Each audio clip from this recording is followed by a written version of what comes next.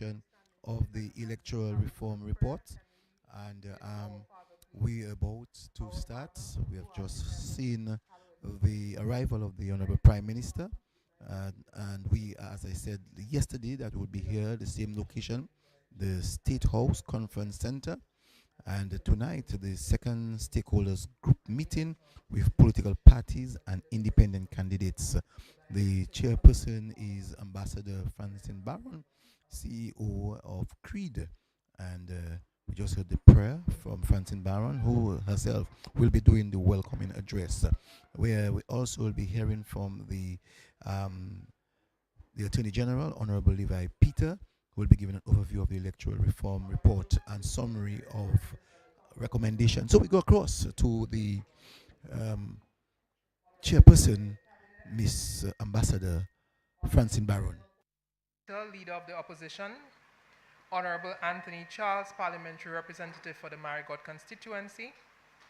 Our observers, Justice Raphael Misaga from the Commonwealth Secretariat, Ms. Meline Glean of the Organization of American States, Mr. Dwight Lay of the Organization of Eastern Caribbean States, Mr. Sas Gunraj of CARICOM, Ms. Karen Prevost, Secretary to the Cabinet, Permanent Secretaries, Dr. Kenneth Daru, Special Envoy in the Office of the Prime Minister with responsibility for electoral modernization, Mr. Duncan Stowe, Chairman of the Electoral Commission, executive members of the Dominica Labour Party, Mr. Carlos Charles, leader of Team Unity and other members of Team Unity, Mr. Nicholas George, General Secretary of the United Workers' Party and other members of the United Workers' Party, Mr. Bernard Ito, political leader of the Dominica Freedom Party, who's joining us via Zoom, and other members of the Dominica Freedom Party, independent candidates from the 2022 general elections, all other invited guests, members of the media, good evening. I wish to welcome you to night 2 of the consultations on electoral reform. We heard from members of the legal fraternity yesterday evening, and we will hear from politicians and political parties this evening. I am pleased that you accepted the government's invitation to be here and to share your views on a matter of extreme national importance. The issue of electoral reform has been on the agenda for many years now, and we now have the opportunity to comment on an independent report on the electoral modernization of Dominica's electoral process. Hopefully, you would have had the opportunity to thoroughly review the report that was prepared by Sir Dennis. It is presented in 2 parts, Phase 1 and Phase 2. The report has been widely circulated by the government. Some of you received printed copies on the 21st of June. Others would have accessed it on the government website. The report contains Sir Dennis's recommendations on several issues and includes draft bills and regulations to give effect to his recommendations. I think it is important to note that although Sir Dennis was engaged by the government in carrying out his assignment, the process was managed by the Electoral Commission. And Sir Dennis has clearly said that his report is independent and impartial, and that he executed his duties without fear or favor. I also think it is important to note what was stated in the Commonwealth Secretariat Election Management Compendium of Commonwealth Good Practice 2016.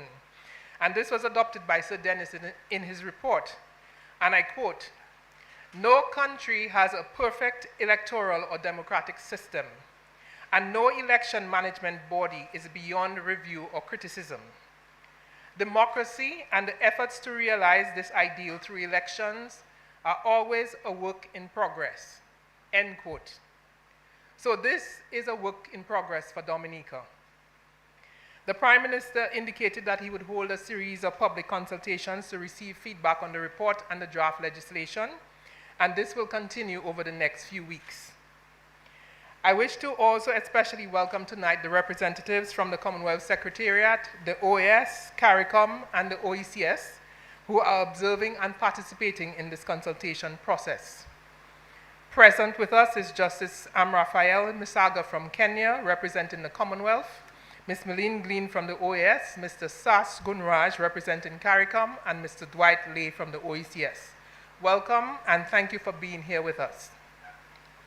As you deliberate tonight on the electoral report, you have the opportunity to shape what our electoral landscape will look like for the foreseeable future.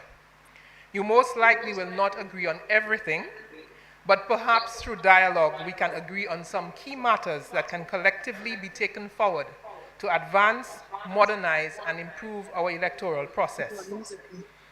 I wish now to invite the Honorable Attorney General, Mr. Levi Peter, to give a brief overview of the report and the recommendations, and then we will open up the floor for your feedback, comments, clarifications, and suggestions. Attorney General, the floor is yours.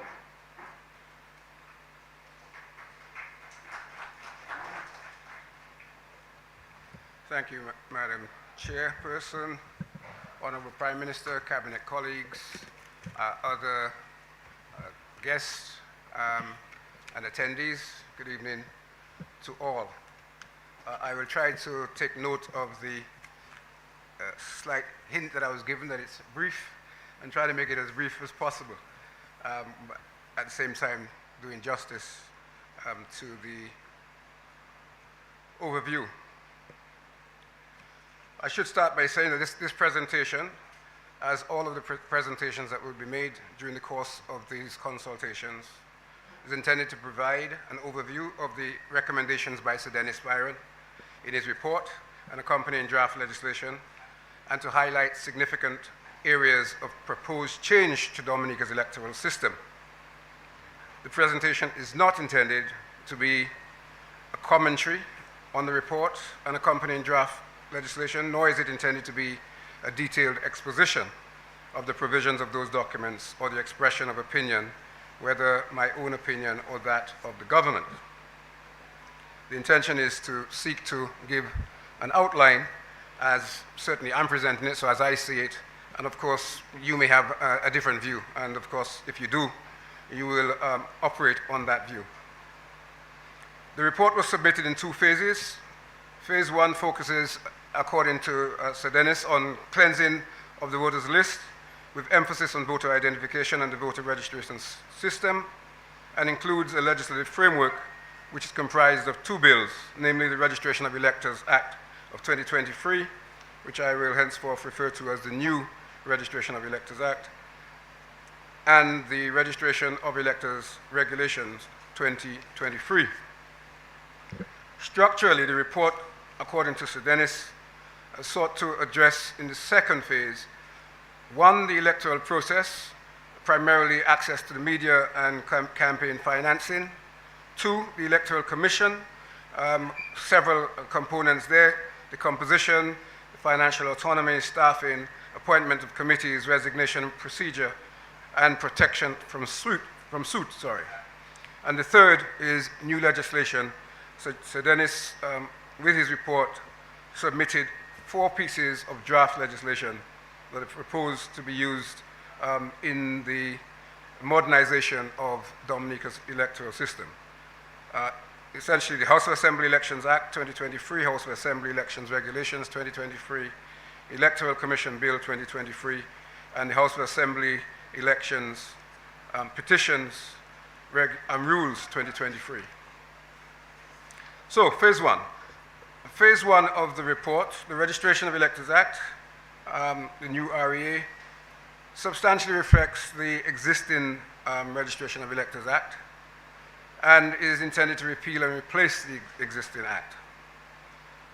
The most significant parts of the proposed new REA, from a reform perspective or a modernization perspective, are parts 3 and 5, I would suggest, which introduce new concepts and provisions intended to give effect to the report's recommendations in relation to the registration of electors. So part 3. Part 3 sets out a number of issues and requirements which must be satisfied in order for a person's name to be entered or remain in the register of electors. These verification requirements include the following: 1, residency; 2, registration; 3, ID cards; 4, investigation; and 5, confirmation. Residency is the first of those elements, and in my view, it could be said that there are two distinct components to this. One relates to a person's entitlement to be registered to vote, and the other relates to the circumstance in which a person is deprived of his entitlement to remain registered and to vote. Component 1 is provided for in Clause 7.1c of the new Registration of Electors Act and requires that the persons applying for registration must have been resident in the polling district for a period of at least 3 months immediately preceding the application for registration. This does not change the existing law. The other component, however, does, and it is, in my view, a significant component and a significant consideration for this consultation. That component is introduced by way of Clause 26 of the new proposed bill, and it proposes a dramatic change to the existing situation and definition of absent from Dominica. Clause 26.1 states, a person whose name is in the register of electors and who lives outside Dominica shall not be regarded as having been absent from Dominica for the purpose of Section 12.1b, 13.4b, or 15.3b, if in the 5-year period immediately preceding the date of the last publication of the Register of Electors, the person visited and remained in Dominica for a period of at least 90 or alternatively 50 days for the periods amounting, in aggregate to at least 90 or 50 days. Clearly, that's a change from the existing position, which provides that as long as a person has been in Dominica at least once within the 5-year period that we're referring to, he or she is entitled to remain on the register and to be able to cast a vote. This proposal would significantly change that. It would change it by way of, for example, the absence from Dominica point.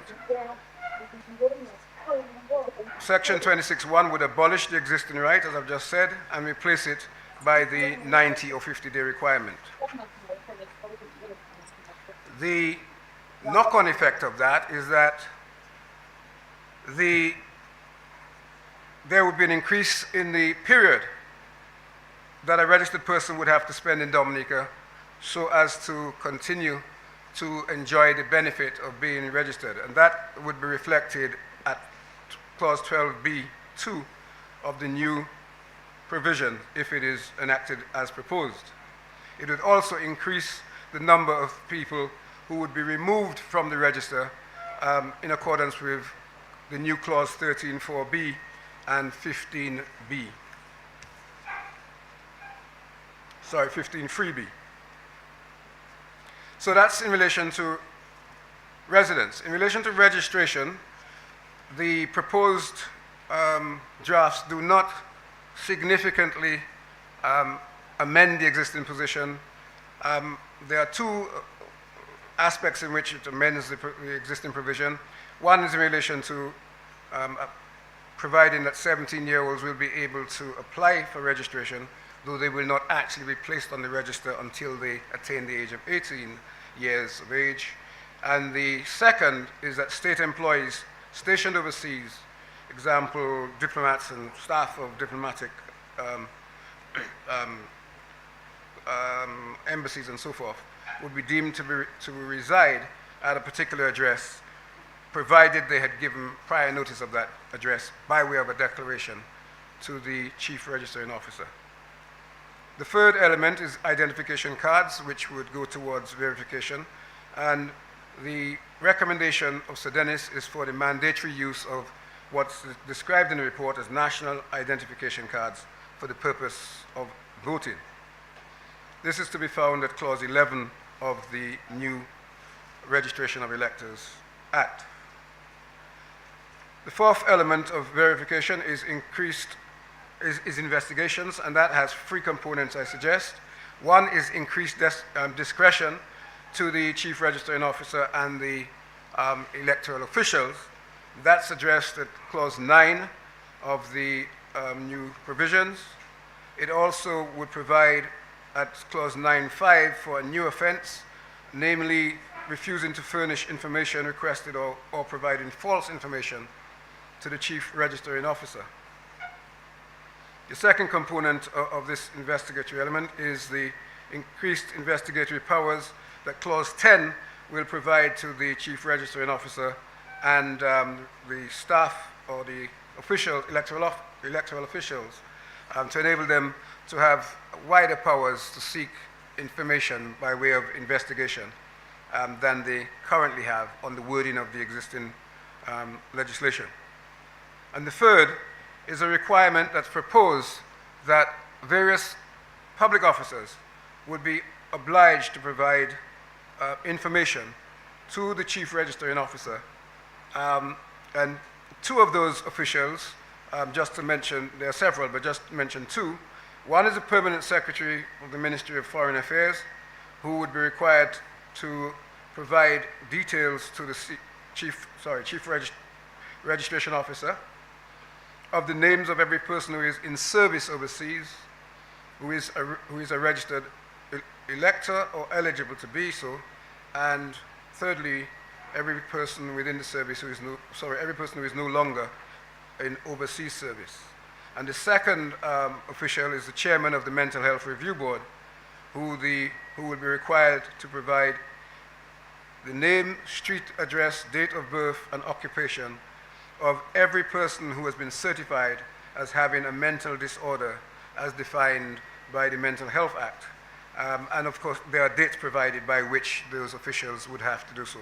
There are also requirements for the Commissioner of Police and others to provide information. So last night there was a suggestion, or it was a statement that there's no requirement for the police to provide information in respect to immigration. That's not actually accurate.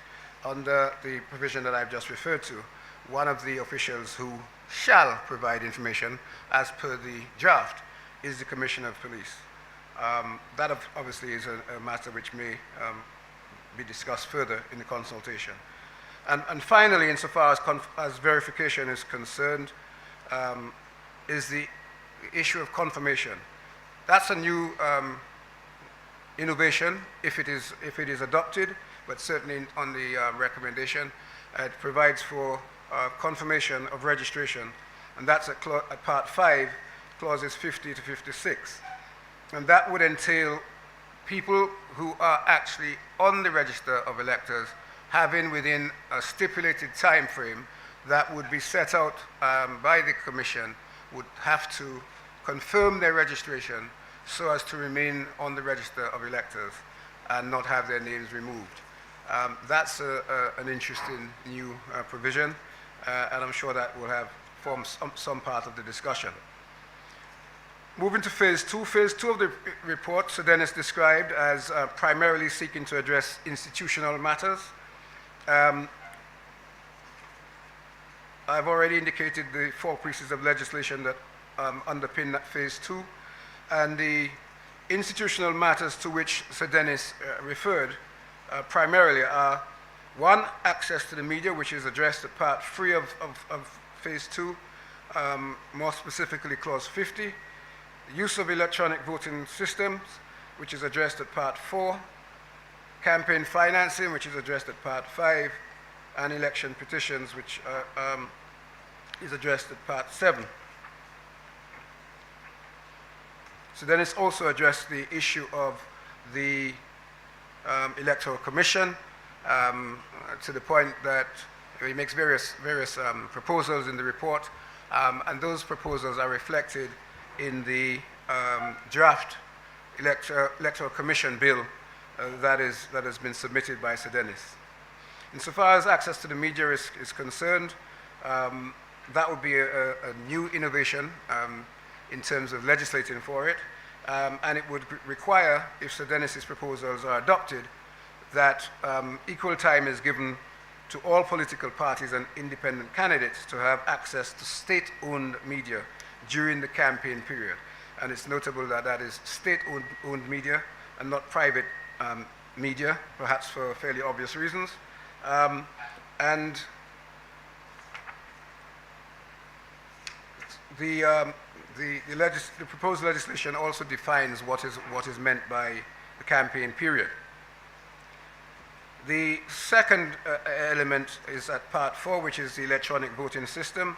That is, as the name suggests, fairly straightforward. So Dennis proposes that's subject to a number of conditions being met, and the satisfaction that the equipment is fit for purpose and such like, that electronic voting systems should be used for the purposes of elections in Dominica.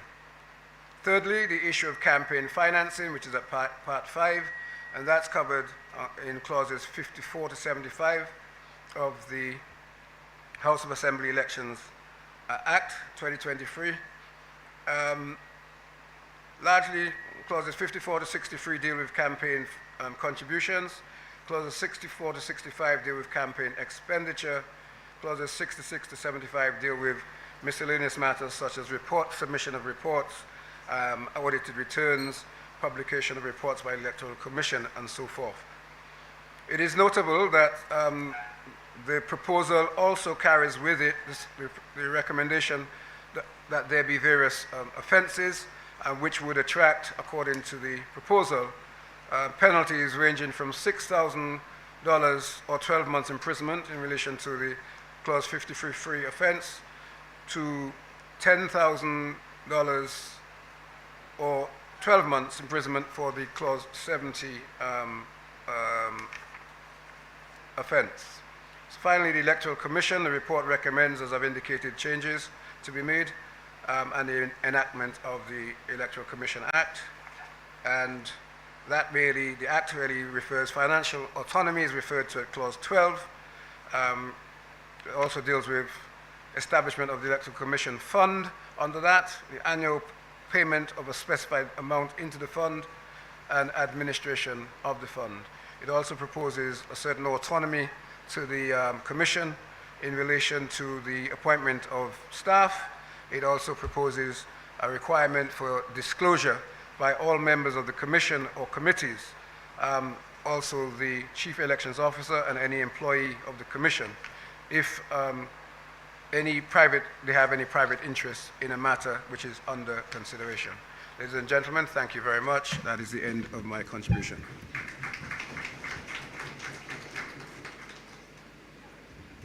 Thank you very much, Attorney General. You would have heard a synopsis of some of the key points arising from the report of Sir Dennis. Some of you may have very strong views on what is in the report or what ought to be in the report. You will all have the opportunity to share your views and perspectives on this and to say what you would like to see taken to Parliament to modernize our electoral process. When you take the floor, please indicate who you are, and if you are speaking on behalf of a party, please indicate which one, and then make your comments. I ask that we all respect each other's point of view, and we allow people to share their views uninterrupted. The sessions are being recorded, so you will not see me taking copious notes, but the transcribers are taking note of all of your points. If you have a prepared response, you are welcome to come to the podium to deliver it, or you can remain in your seat if you wish, and there's a roving mic that will be brought to you so that you can provide your comments. To those who are joining us online, they can raise a virtual hand so that they can make their intervention as well. So I would, without further ado, I would declare the floor open. So anybody who wants to share, they're welcome to do so now.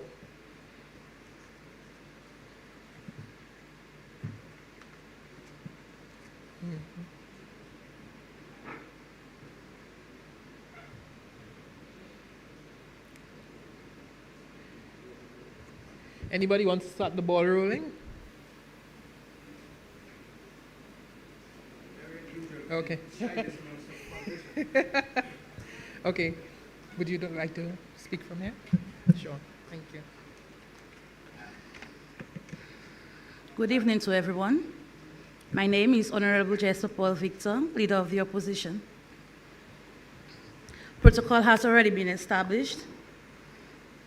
I am pleased to be here this evening at this consultation on electoral reform. I am also delighted that we have in our midst at this time officials from the Organization of American States, the Commonwealth, and the Caribbean Community. This report by Sir Dennis Byron incorporates many of the recommendations your organizations have made over the last 4 election cycles, 2009, 2014, 2019, and 2022.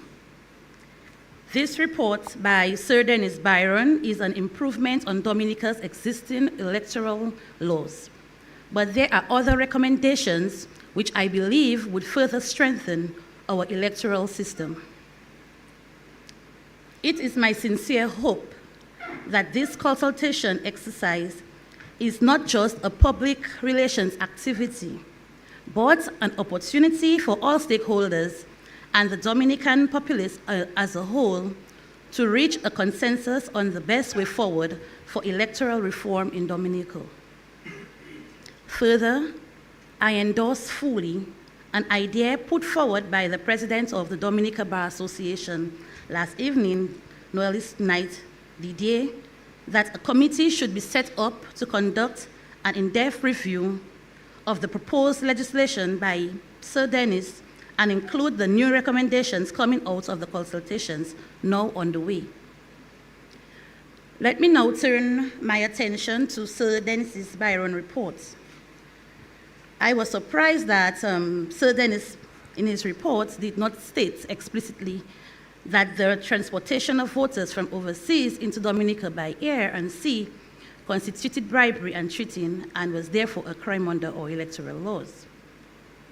Under reforms proposed by Sir Dennis, for example, he makes it easier for a Dominican ordinarily resident overseas to visit Dominica between 50 and 90 days in a 5-year period or to be eligible to vote.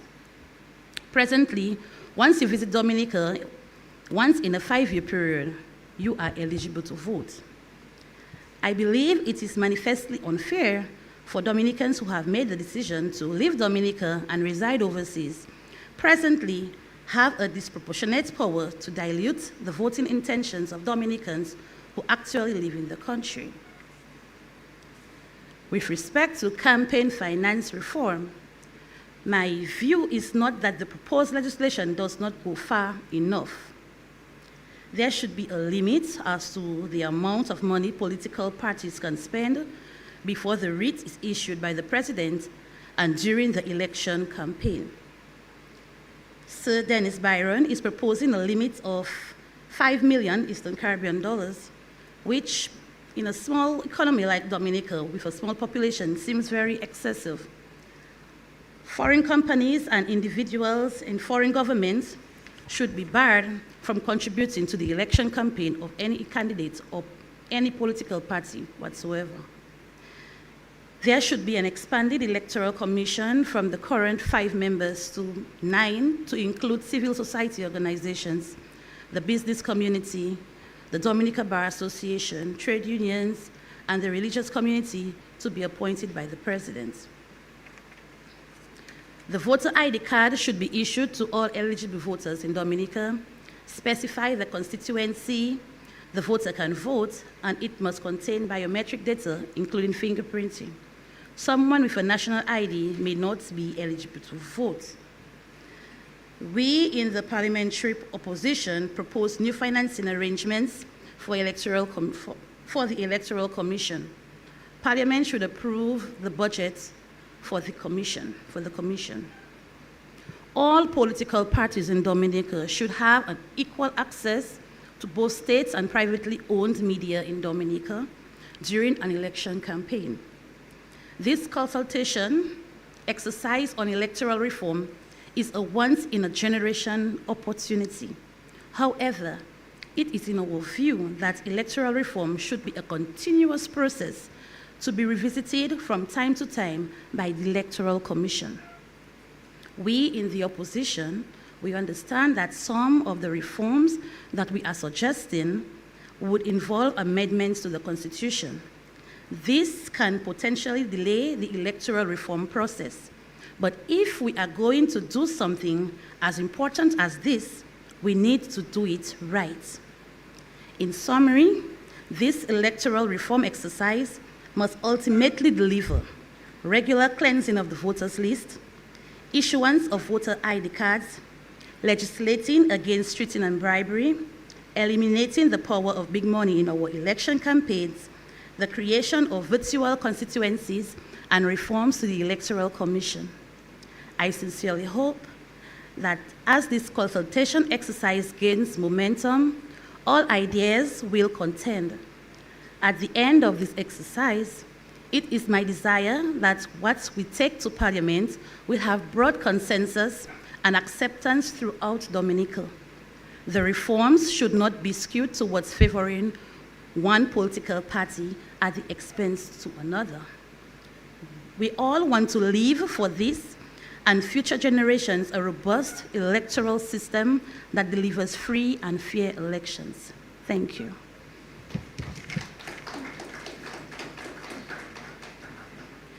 Thank you very much, Mrs. Paul Victor, Honorable Paul Victor. You were very clear, except I just wanted clarity on one thing that you said. I didn't quite understand what you said about the 5-year period. Are you saying that the persons who reside out of Dominica should not be allowed to vote? I'm not quite sure what your point was in relation to that. You want to just clarify that for us, please, to make sure that we capture it properly? Can we have the mic, please?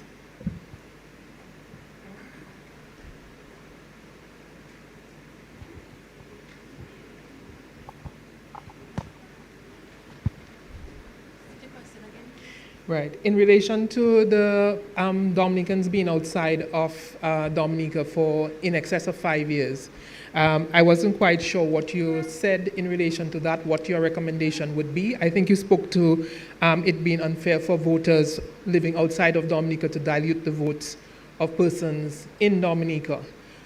So I wanted to be clear on what your recommendation was in relation to that.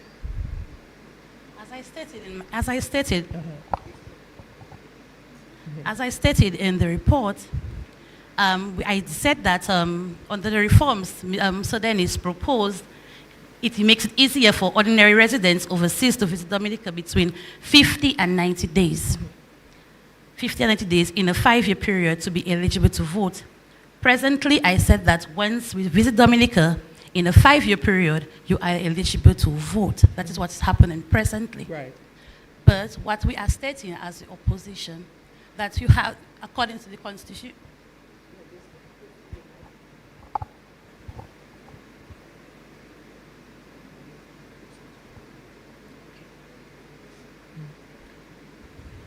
according to the Constitution, you have to be living in Dominica within a certain period of time to be eligible to vote. So that is what we are stating here in what I said. Okay, so you have to be living in Dominica for a particular period of time to be registered. To be registered. Right. And to be eligible to vote as well. So is your position that only persons who are residing in Dominica should be allowed to vote? There must be a certain period of time that you should be in Dominica for you to be eligible to vote. Now, presently, what we are seeing and what that is happening is that persons live abroad for numerous years, and then on the day of the elections that they come here. Okay, so the current law says that if you have been outside of Dominica in excess of 5 years, then you are liable to be removed from the register. Sir Dennis said in his report that the question of absence from Dominica was not defined. So his recommendations is that persons who have been absent from Dominica means persons who within a 5-year period have been have not been in Dominica for either a period of 90 days or 50 days. So the absence from Dominica would, if you've been gone for 5 years, but you've been to Dominica, you visited for 90 days, then you will not be disqualified. Or you've been there for 50 days and you should not be disqualified. He's given 2 options. So are you saying that you favor either of those options, or what would you prefer? I was just giving the recommendation according to the report. I'm just giving my recommendations to it. I'm just giving my recommendation. Something is wrong with the mic. Can we please either give another mic to Honorable Victor, please?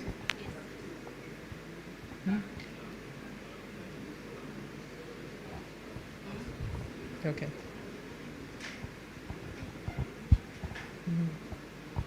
Okay, so let me just to clarify again. Once you're on the register, so you would have qualified to be on the register regularly. Yes. You've left Dominica. If you reside outside of Dominica, if you're absent from Dominica for a period of 5 years, you are liable to be removed from the register. Now, Sir Dennis has identified that the question of absence from Dominica has caused confusion over the years. So he has proposed a definition of what absence should be.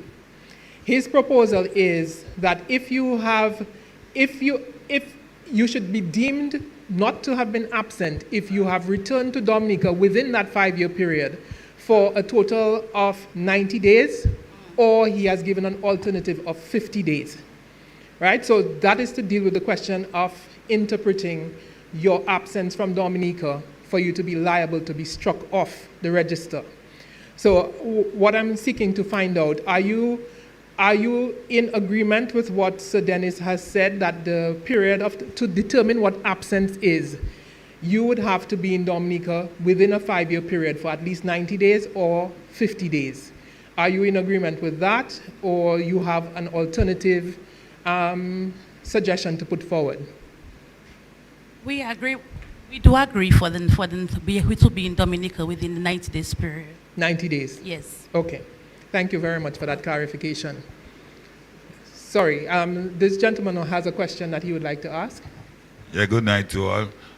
In relation of laser fingerprints. Could you stand up and perhaps say your name, sir, please? I'm Mr. Ferdinand Jermaine. Good night to all, especially Prime Minister. And I stand for the... Hello? Yeah. Yes, okay. I'm Mr. Ferdinand Jermaine, and I think I'm supposed to be a stakeholder. So I'm saying in laser fingerprints. As a stakeholder, I can understand ID cards, but laser fingerprints, that is a little bit far. Because as a stakeholder, I've been reading my books, I've been contemplating, and I know we have to try to put an association together, not fight the association. And we have been voting a long while, and that is another process. Laser fingerprints, because I have a party of people I represent, and I represent the streets and the lowest, like the ghetto people, the poor people, and laser fingerprints, that is going to be a very difficult thing, or if in case you all work with it, as a stakeholder, I've been studying things, and I know in the due future that it might put you all in problem, whether red, whether blue, and then maybe if you all want, I could explain later on, I don't have to talk, but the laser fingerprint, it kind of, as a stakeholder, which I find out at a late period, but Brother German is my uncle, so I'm not education, but experience. So I would like a little explanation on the laser fingerprints. Ms. Salisbury, or candidate for Salisbury representative. Yeah. All right, so Mr. Ferdinand, I think that Ms. Honorable Victor was indicating that as part of the national ID cards, the biometrics that should be presented should include fingerprints. And if I understand you correctly, you're saying that you're not in favor of fingerprints. No, I represent the body. The people you represent. The people I represent. Okay. That because we never had that. Okay. In elections, I'm going to speak the truth. In election.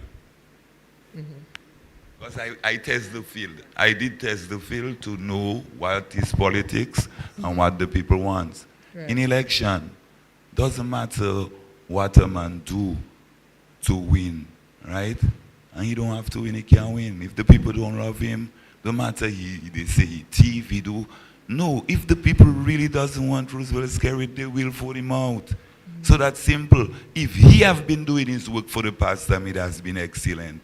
And we have been voting without ID card. I can understand, yeah, there's a query for ID card. But there are some people that They doesn't want the world to know everything about them.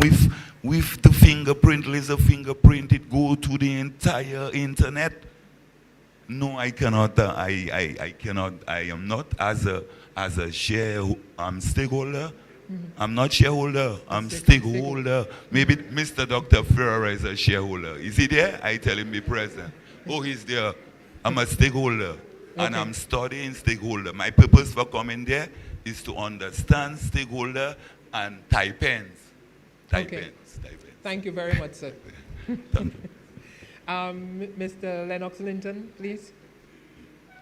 Would you want to use the podium, or you're fine from there? I'm good from here. Okay, good. Thanks.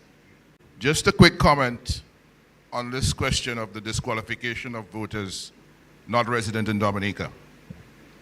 The proposed registration of electors bill allows voters who have not been ordinarily resident in Dominica for more than 5 years to remain on the voters register as not absent from Dominica if they visit Dominica for an aggregate of 90 days or 50 days over the 1,825 days in the 5-year period. Dominicans are registered to vote in Dominica for election of representatives to the House of Assembly if they are ordinarily resident in Dominica in a particular polling district. So when they are no longer ordinarily resident in Dominica for a period of more than 5 years, that should be the basis of the disqualification. It should not be whether they are absent from Dominica, which has been interpreted to mean that they can be treated as ordinarily resident in Dominica based on visiting Dominica and being temporarily absent from their place of ordinary residence overseas. Now, the Constitution of Section 33(2)(a) provides for Parliament to prescribe legislation relating to residence and domicile. Residence, in contrast to presence, involves a settled and enduring connection between persons and a place. The term residence excludes tourist and casual visitors to a place. Now, Section 7C of the existing Registration of Electors Act provides for a person's name to be removed from the register because he has been absent from Dominica for a period exceeding 5 years. According to Section 11(3)(b) of the existing Registration of Electors Act, the preliminary register shall not include persons who, quote, since the publication of the last register, not being citizens of the Commonwealth of Dominica, have departed from Dominica, and on the 30th of March of any such year to be no longer ordinarily resident in that polling district. And this is consistent with the provisions of 33(2)(a) of the Constitution. I want to make the point that this business of ordinarily resident is in our legislation.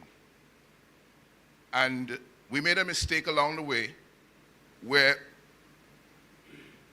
residence puts you on the register of electors, but absence takes you out. Now, what is provided for in the proposed Registration of Electors Act under the head Eligibility for Registration 7.1, subject to the provisions of this Act and any other enactment imposing a disqualification for registration as an elector, a person is qualified for registration as an elector for a polling district if the person is either a citizen of Dominica or a Commonwealth citizen who has resided in Dominica for a period of not less than 12 months immediately before the qualifying date, is 18 years of age and over, and has resided in that polling district for a continuous period of at least 3 months, immediately preceding the qualifying date. And it says further that a person shall not be registered as an elector until he or she has satisfied all the requirements of the Act and all the regulations related to the registration of electors. Again, residence, the requirement to enter on the voters' register. And then you have the registration of electors regulations, which defines place of ordinary residence. This is in the proposed new legislation. Place of ordinary residence is defined as, it says at 6.1, in relation to the qualification of a person to be registered as an elector for a polling district, a person shall be deemed to reside in a polling district in which he or she is ordinarily resident on the qualifying date.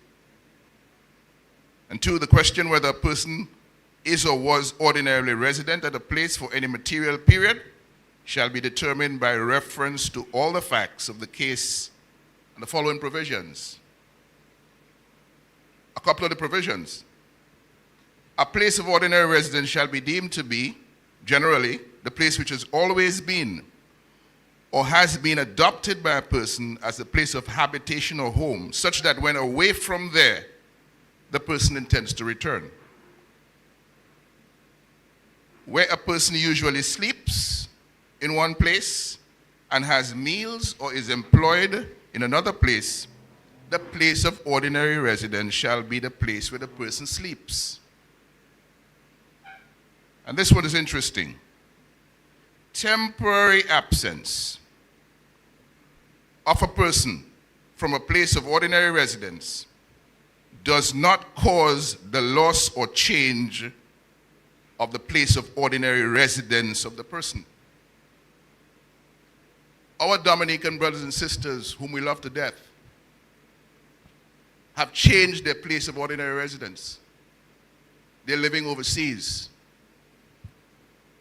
And the law provides that when they have been overseas for more than 5 years, they say absent from Dominica. We're saying it ought not to have been absent. And electoral reform should mean setting things right. Provisions that are in line with our Constitution. And what's in line with the Constitution is not a definition of what it means to be absent from Dominica, but a definition of what it means to be no longer ordinarily resident in Dominica.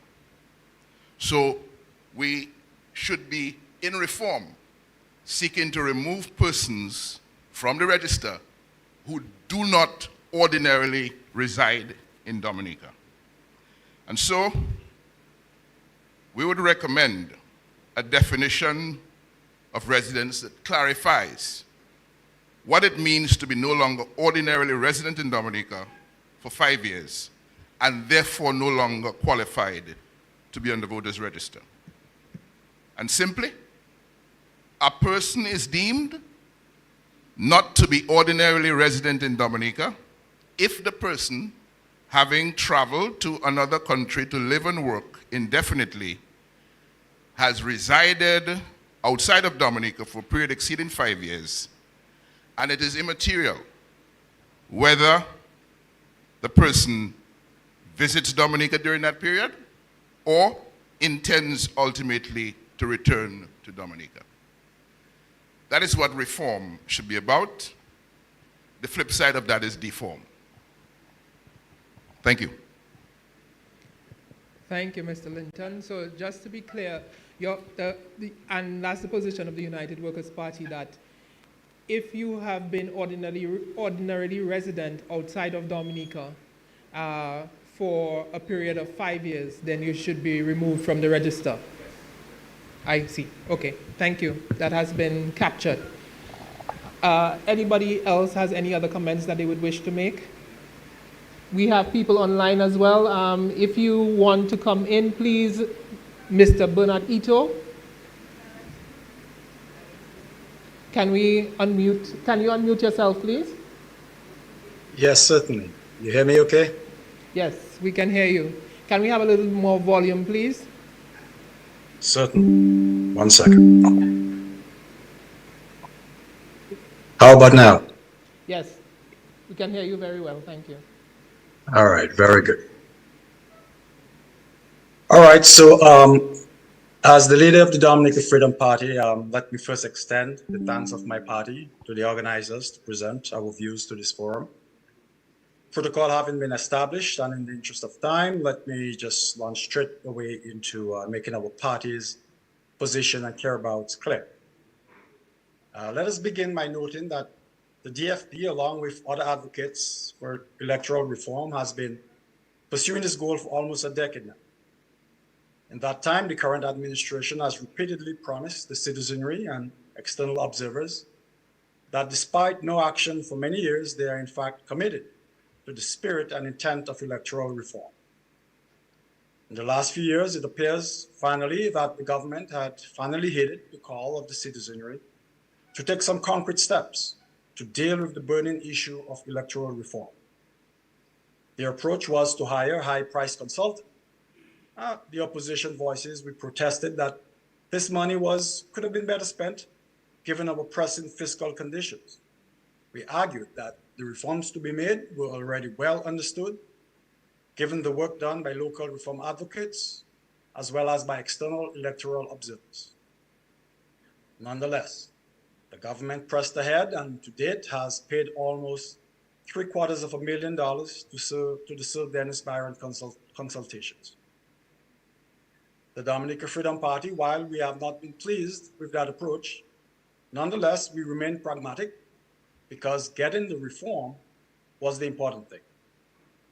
As a result, the DFP has chosen to be sober, responsible, and pragmatic, as I said. We therefore chose to work closely with Sir Dennis Byron. We have participated in every consultation held and completed every survey conducted. We have worked hard and have made practical and thoughtful contributions, we believe, at every step of the process. Throughout the process, we have remained collaborative, conscientious citizens committed to the solutions-oriented idea that while we may not like all aspects of the sausage making, the most important thing was to ensure good electoral reform legislation was enacted. Thus, after much delay, Sir Dennis Byron has provided some draft legislation for review, revision, and adoption. And while the proposed legislation is not perfect by any means, the DFP was actually relieved to see it as a genuine step forward, some progress. We therefore decided once again to be the pragmatic, solution-oriented party and roll up our sleeves and get to work again, instead of shouting about the flaws and problems. In that spirit, we set off to work with all electoral reform advocates, as well as the ruling party, to craft a final bill that strengthens and protects our democracy. That's our wish. We have even said more than that. The DFP has publicly declared that we believe that the bill is almost 80% there, that all sides can now sit together at the table, shoulder to shoulder, to look at the bill, tweak it, and arrive at a version we can all be proud of. While we may not have been very vocal about some of the ways this process was handled, we have been vocal. We're here today to go out on that limb with you, the ruling party, to help the Dominica people reap the rewards of these efforts at electoral reform. So with that orientation, let us look at a few critical issues and arguments of the Freedom Party. The issue of absence from Dominica. My friends, what is wrong with the principle that if you get the right to vote, that you have to maintain some sort of minimal economic and social ties and make some minimal contribution to a while? Some have argued that Americans remain on the roster forever, yes, but the citizens are also permanently on the tax roster, wherever they are in the world. We do not have that. Therefore, we must find a reasonable proxy for that contribution as a right to vote. It is only reasonable. We must be pragmatic and solution-oriented. We must also be fair. The fact is, it simply creates a moral hazard when the people who elect the government are different from the people who must bear the consequences of that government. This undermines the very principle of accountability that is, in fact, the bedrock idea of democracy. When you erode that, do you in fact truly have a democracy? And so we must be fair and allow those on Ireland to have a decisive say in the government that they must live with by asking those abroad who wish to vote to maintain a minimal level of involvement. But we also recognize the need of enfranchisement, participation, and economic and social contributions of the diaspora.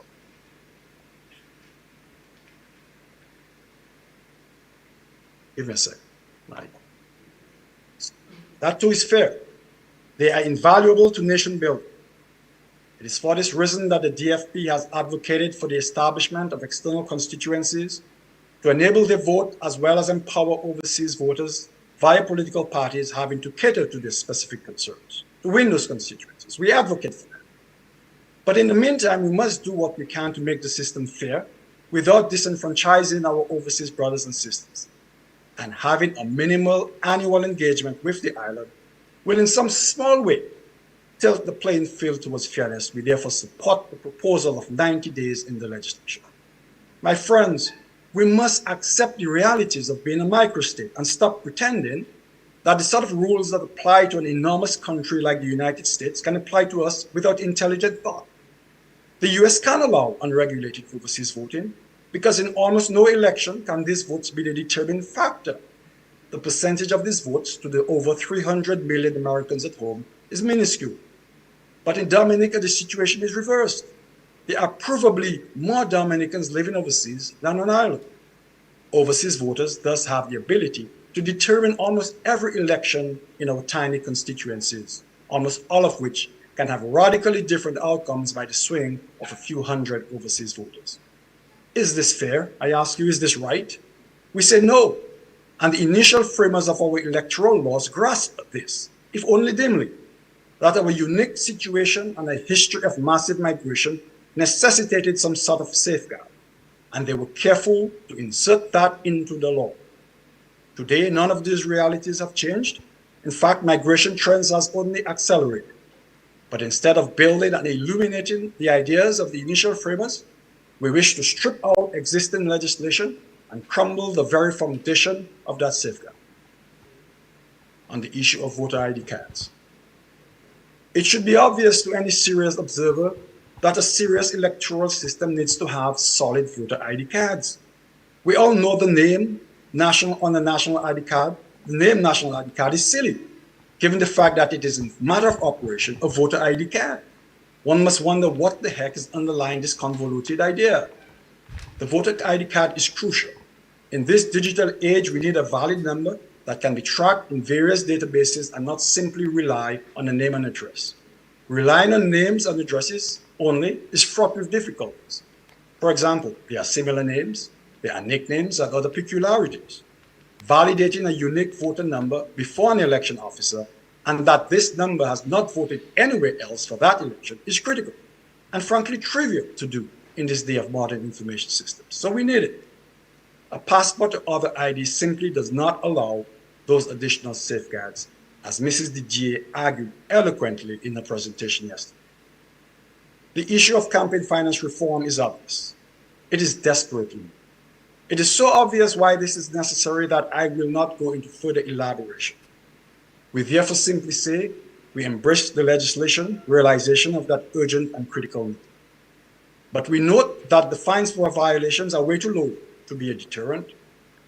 We believe that there should be election disqualification and other electoral penalties in addition to fines. Together, we can work through this. Let me say this final word on the issue of technological systems. This is the digital age, the datification age. We therefore believe technology should be widely used to capture, record, and communicate registration and other relevant electoral information. This will allow citizens easy access to those lists and enable the wisdom of the crowds, something even Mr. Anthony Astafan mentioned, to ensure the list is accurate over time. Ruling and opposition parties can maintain clean lists if we really want to, but the system must be set up to enable that, and we call for that. There are various places in the legislation where we must note the need for this digital data and means of communication. One key example is the ability of information systems to talk to each other. We are encouraged to see that the Act does require information of deaths, age, immigration records, and so on to be transmitted to the Electoral Office. So we must have these systems interoperable and data formats appropriate to allow easy transmission. Digital immigration records are particularly important because this solves the issue of how to operationalize the 90-day requirement. We seek not to have people ins and out known and reported, but instead a simple quarterly database query to create a list on people on the register who have not been in Dominica for the past 5 years prior to the last publication of the register. No one needs to see the details beyond the Immigration Department. The Immigration Department simply needs to furnish a list of names as the register is required to do so as the proposed register bill requires the register to do for deaths. These are good things. These are progressive things. These are rational things. Why would anyone object to such progress if the intent is to move us towards a world-class electoral system? But frankly, so far in this consultation, we have been aghast that not only does the government not want to work with electoral reform advocates to pass a good bill, but that in fact they want to now pass a bill apparently even weaker than the current electoral legislation. The one protection of absence in the current law that limits a complete abandonment of the island, but still being allowed to vote, they wish to strip away. A move that would allow any economic citizen to spend a few months in Dominica, get registered, and then live forever, never to return. But with careful coordination with fellow economic citizens of nefarious intent, set up a colonial system where they can vote as a bloc to ensure that the colonial government of the choice remain forever in power in Dominica. Remember, there are tens of thousands of them. Is that really what we want for ourselves as a proud people who only a few days ago celebrated emancipation? We came into this discussion as the DFP with the hope that the government had become sober and pragmatic on this issue and was now willing to sit now in collaboration.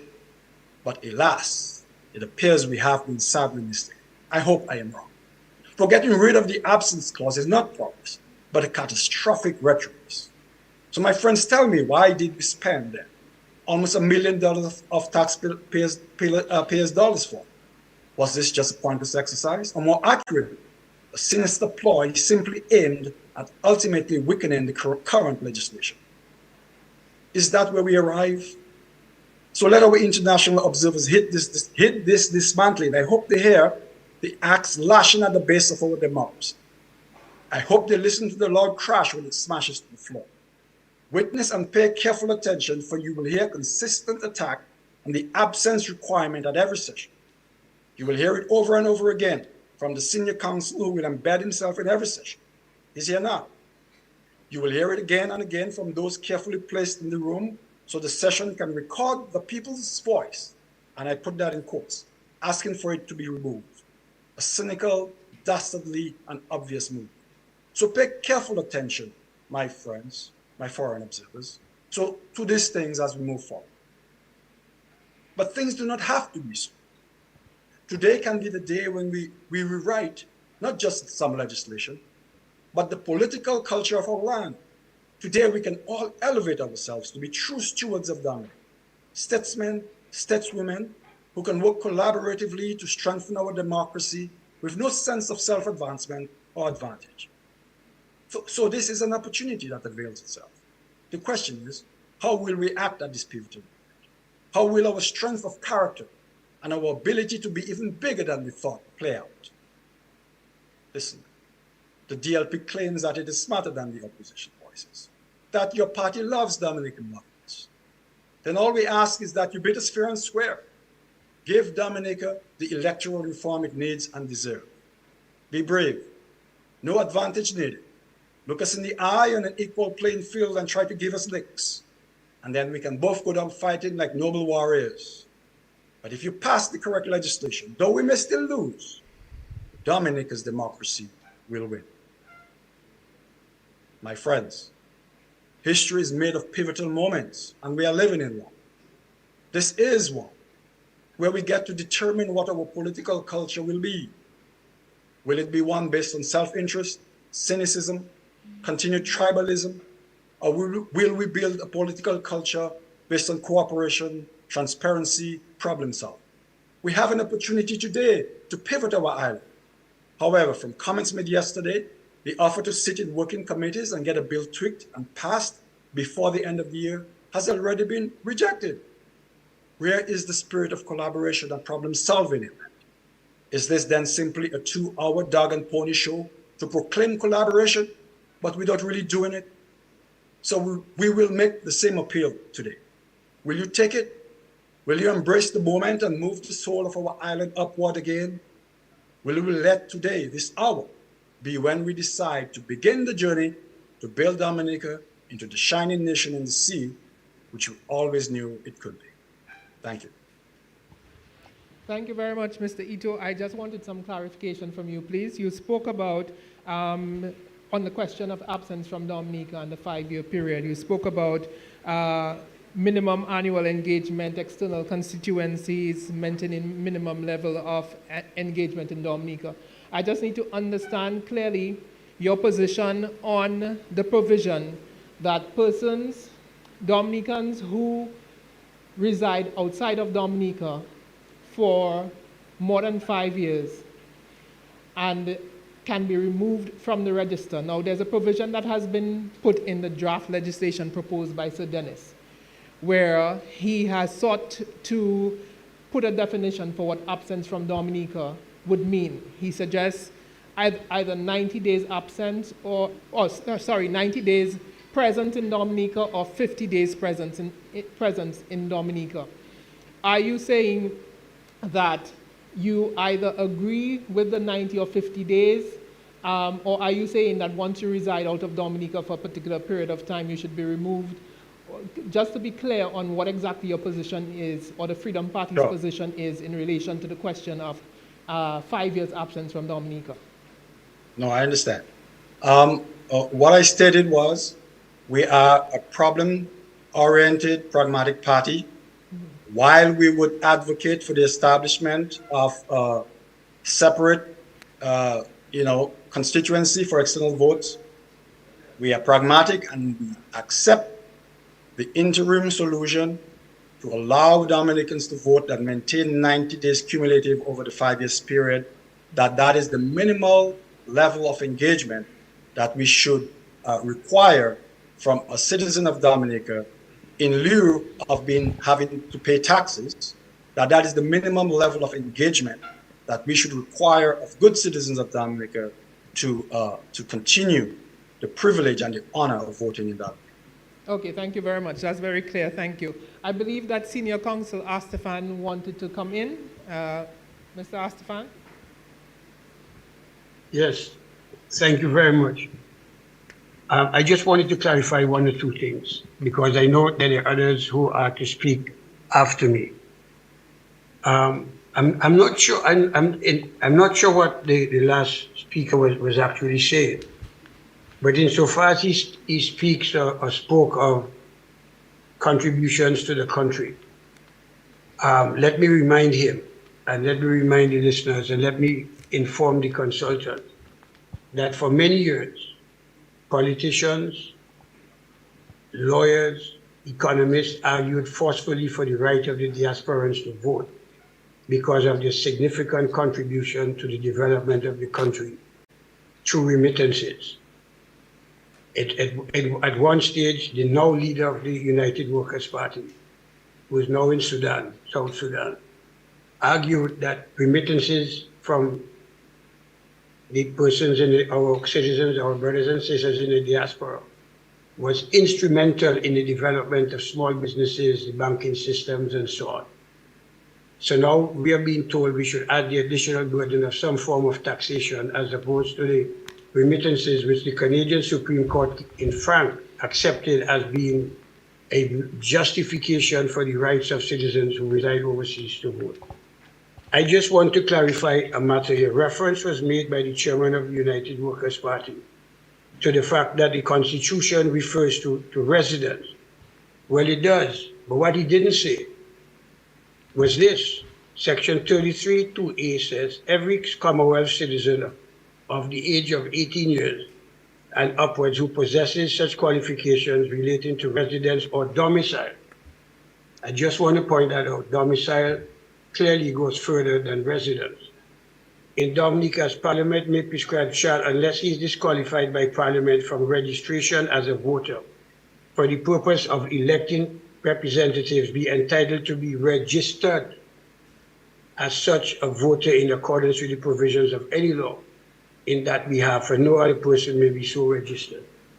So residence, the Constitution says, is required, or domicile. I discussed yesterday how the St. Kitts and Nevis Parliament interpreted the word domicile. But when you read B, it says every person who is registered as aforesaid in any constituency shall, unless he is disqualified by Parliament from voting in that constituency in any election of representative, be entitled to vote in accordance with the provisions of the law. So you need residence and domicile for the purposes of registration, but once registered, and the fact that residence was not required for the actual exercise of the vote is the fact that under the 1974 law, which we are now seeking to amend, permitted Dominicans who were resident overseas for more than 5 years to vote, even if they only came back on 1 or 2 occasions or for a week or two, and they never lost the right to vote because they were not resident at the date of the election. So I just wanted to clarify. I just wanted to clarify that. The other issue about the right of the citizens in the diaspora to vote, we are not saying that I don't think we are going as far as the St. Kitts model of domicile, where if you were born in New York, but your mother or your father were resident in St. Kitts or Nevis before they left the country, you could register and vote in their constituency in which they lived. Our position is, certainly mine, that once registered, you should not lose the right to vote simply because you can't meet the 50-day or 90-day period. And I should add, in his report, Sir Dennis spoke of, in brackets, 10 years. So Sir Dennis, in his recommendations, in his discussion at page 29 and at page 16 of the draft amendment, left it to the judgment of Parliament whether or not it should be 5 or 10 years. All right? But our suggestion is, our position clearly is that the imposition of a 50 or 90-day condition or premise will have the effect of disenfranchised persons who have continued connections to the country, but who, because of jobs, marriage, education, health, whatever it may be, may not be able to come back to Dominica for as much as they would want to for 50 or 90 days. And we think that's a necessary barrier to the right of citizens to vote, who persons from 2005 were clamoring for their right to vote simply on the basis of cultural connections and remittances. And we should not deny them that right simply because politicians or some politicians believe that the poison chalice of which they drink every election happens to be resident in the diaspora. That is absolutely wrong. And in fact, as I said yesterday, and I repeat it again, international best practices, whether it's the United States, we heard from Jeffrey, my dear friend Jeffrey, Canada, United Kingdom, Australia, and other places are removing limitations which would prohibit citizens who were initially resident in their country. Because in the United States, you have to give a residence for the purposes of registration. Once you had that residence before you left, you maintain the right to vote, whether you're overseas for 5 or 10 or 15 years. And I don't know why there are some who suggesting that while the international best practices are heading into the sunlight to open up the umbrella for citizens who were initially resident the right to vote, we have some advocating oppressive measures to be put in place to deny them the right to vote. On the question of ID cards, let me just say bluntly, the discussion on ID cards is like taking a shotgun to shoot an ant. In my experience, I have zero knowledge of fraudulent voting or personation voting where somebody comes and seeks to vote in the name of another person, or seeks to vote in 2 or 3 polling stations at the same time. And for the benefit of the observers, from the time we've had adult suffrage, we have never had to use ID. We never used ID cards. If you were challenged by one of the polling agents, then you were obliged to make a declaration, and if false, you will probably be disqualified or lose your right to vote and be prosecuted. All of a sudden, we're having this humongous fight over national card, ID card, voters card, when nobody has been able to mention at any time during this thing that we have a significant issue or an issue of fraudulent voting, which can only be remedied by a specific time of biometric, and as the stakeholder said, intrusive conditions which you have to comply with for the purposes of getting an ID card. I mean, let's get real. The purposes of this consultation is to improve whatever it is that we have, but not to create a fiction in order to justify measures that may not be reasonably required to protect the interest of the election. The other stuff that was discussed, the confirmation process. The confirmation process would be a welcome situation, but as I mentioned yesterday, 2 Chief Justices of our Supreme Court in cases dealing with allegations against the voters list have made the point over and over and over again. If you have complaints about the voting list, you have an obligation to exercise the statutory right of objection. It may be onerous, it may be costly, but there is that matter. The leader of the opposition says she's surprised Sir Dennis Byron did not say that transporting electors constitutes a crime. We have a series of cases from the courts, and I'm hoping, Ms. Byron, you or the AG, let them have copies of these judgments that dealt with the question of providing transportation. For they say electors, we say supporters. In fact, in the recent decision from 2019 election, Justice Glasgow said, and there was no appeal from it because, or the appeal failed on the issue of a final decision, held that there was nothing unlawful or illegal for a political party to provide transportation to its supporters.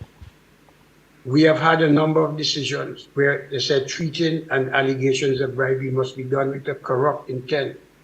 Justice Anderson in the CCJ said that treating is not the mere giving of money, food, drinks, music, or whatever have you. It must be done with a corrupt intent.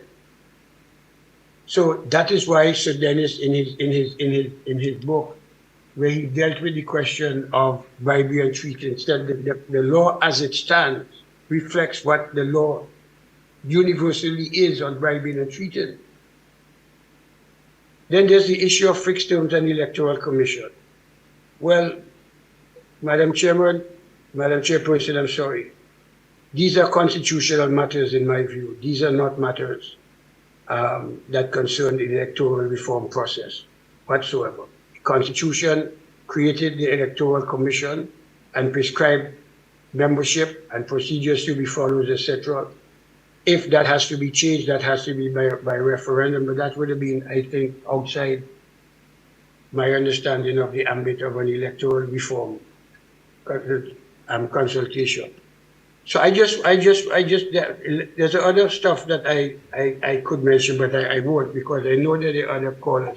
The only last point I want to make, reform should be progressive, reform should be inclusive, reform should be enhancing and creating a culture and a principle of enfranchisement. All I've heard today is an articulation of a policy hostile to the diasporan vote. And I want to put in place measures to have them disenfranchised from the voters list.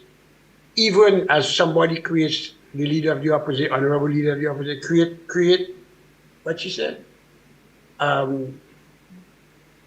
some form of constituencies that you would find only in the internet or on Google that came from somebody else. We cannot proceed on the basis of consultation and reform, single-mindedly obsessed with getting rid of the diasporan vote and creating obligations for registration like ID card. As the stakeholder said, that might be oppressive to some.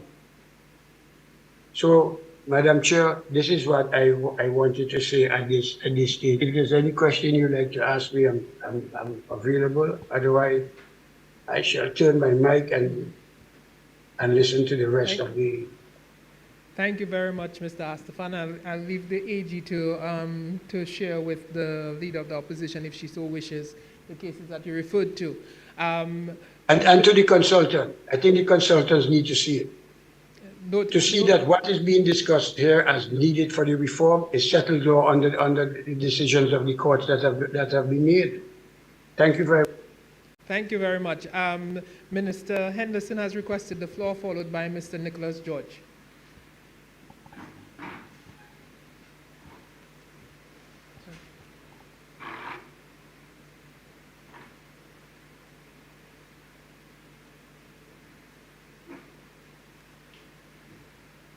Thank you, Madam Chair.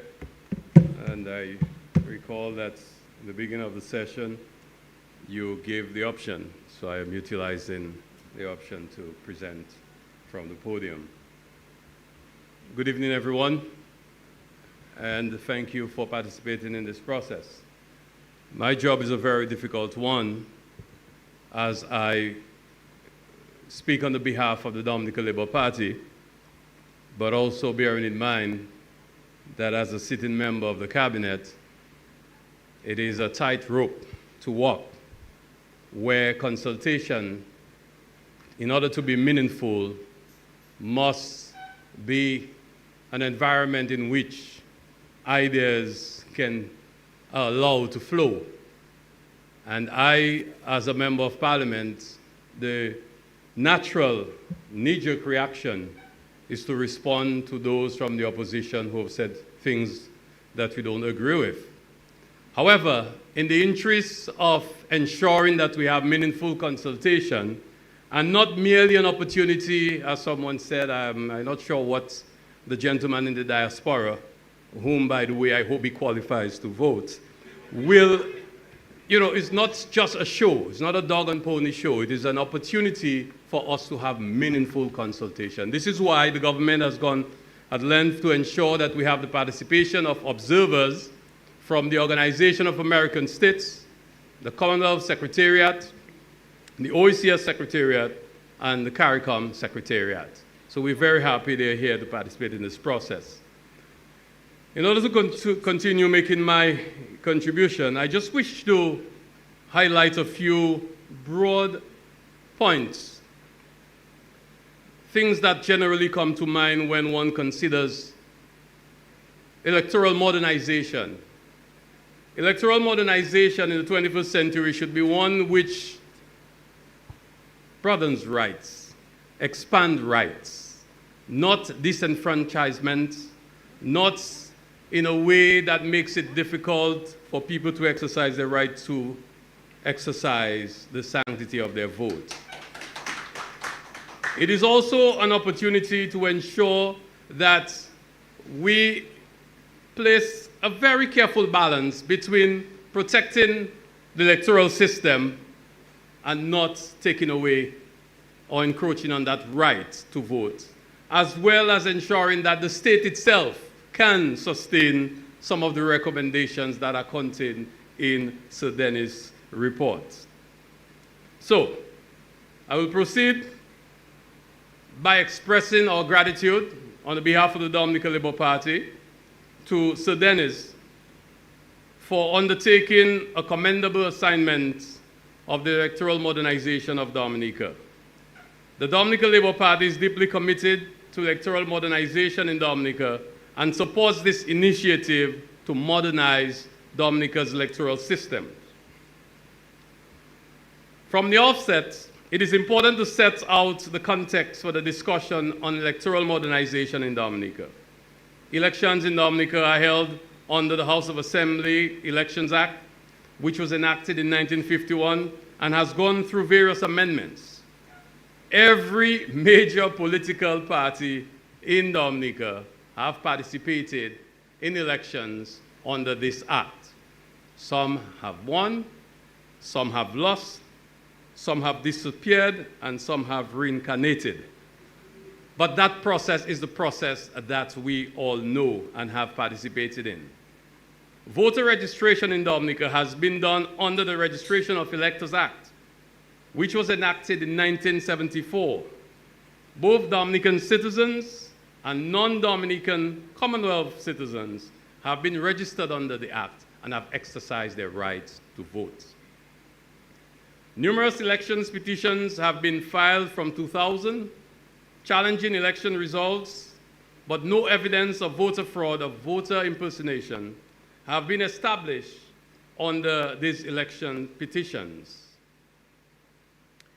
It is the position of the Dominica Labour Party that the conduct of the holding of elections and the registration of voters be modernized to reflect international best practices as contained in the report by Sir Dennis. This project on electoral modernization process is evidence of the commitment of the DLP as the party in government to international best practices to conduct elections in Dominica and to ensure that as we modernize the process, that we can expand rights, enhance accessibility to the ballot, and to ensure that Dominicans can enjoy the franchise. It is the position of the Dominica Labour Party that the framework for electoral modernization must have, at its core, the expanding of the right to vote, not the diminishing of that right. It is important to the Dominica Labour Party that under this modernization project, no voter is disenfranchised. And I keep using those words because I want us to think of those concepts as we speak of this whole modernization process. Because what we're talking about, whether it's Dominicans here or overseas, it is really the right to vote, the sanctity of that vote. The DLP considers it most significant that the trend internationally has been to expand on the right to vote and to remove all obstacles. The position in Dominica is no different. The Dominica Labour Party therefore supports a modernization process which protects and encourages the rights of all Dominicans to vote and to participate in the democratic process. This modernization process should have, as a key component of its framework, the clear policy of removing and not placing any obstacles or restrictions on the right of all qualifying Dominicans to participate in the democratic process by freely voting in an open and transparent manner. So we'll move to some of the issues raised by Sir Dennis, those which are most topical. Obviously, there are several issues contained in the report, and we will only speak tonight to those that are sort of controversial and have generated a lot of debate. Eligibility to vote. As highlighted by Sir Dennis in his report, the Register of Electors is the official list of persons who are eligible to vote in Dominica. Persons who are registered and eligible must have their franchise protected and can only be removed from the register upon due process where notice is given to them and they're given an opportunity and a right to be heard.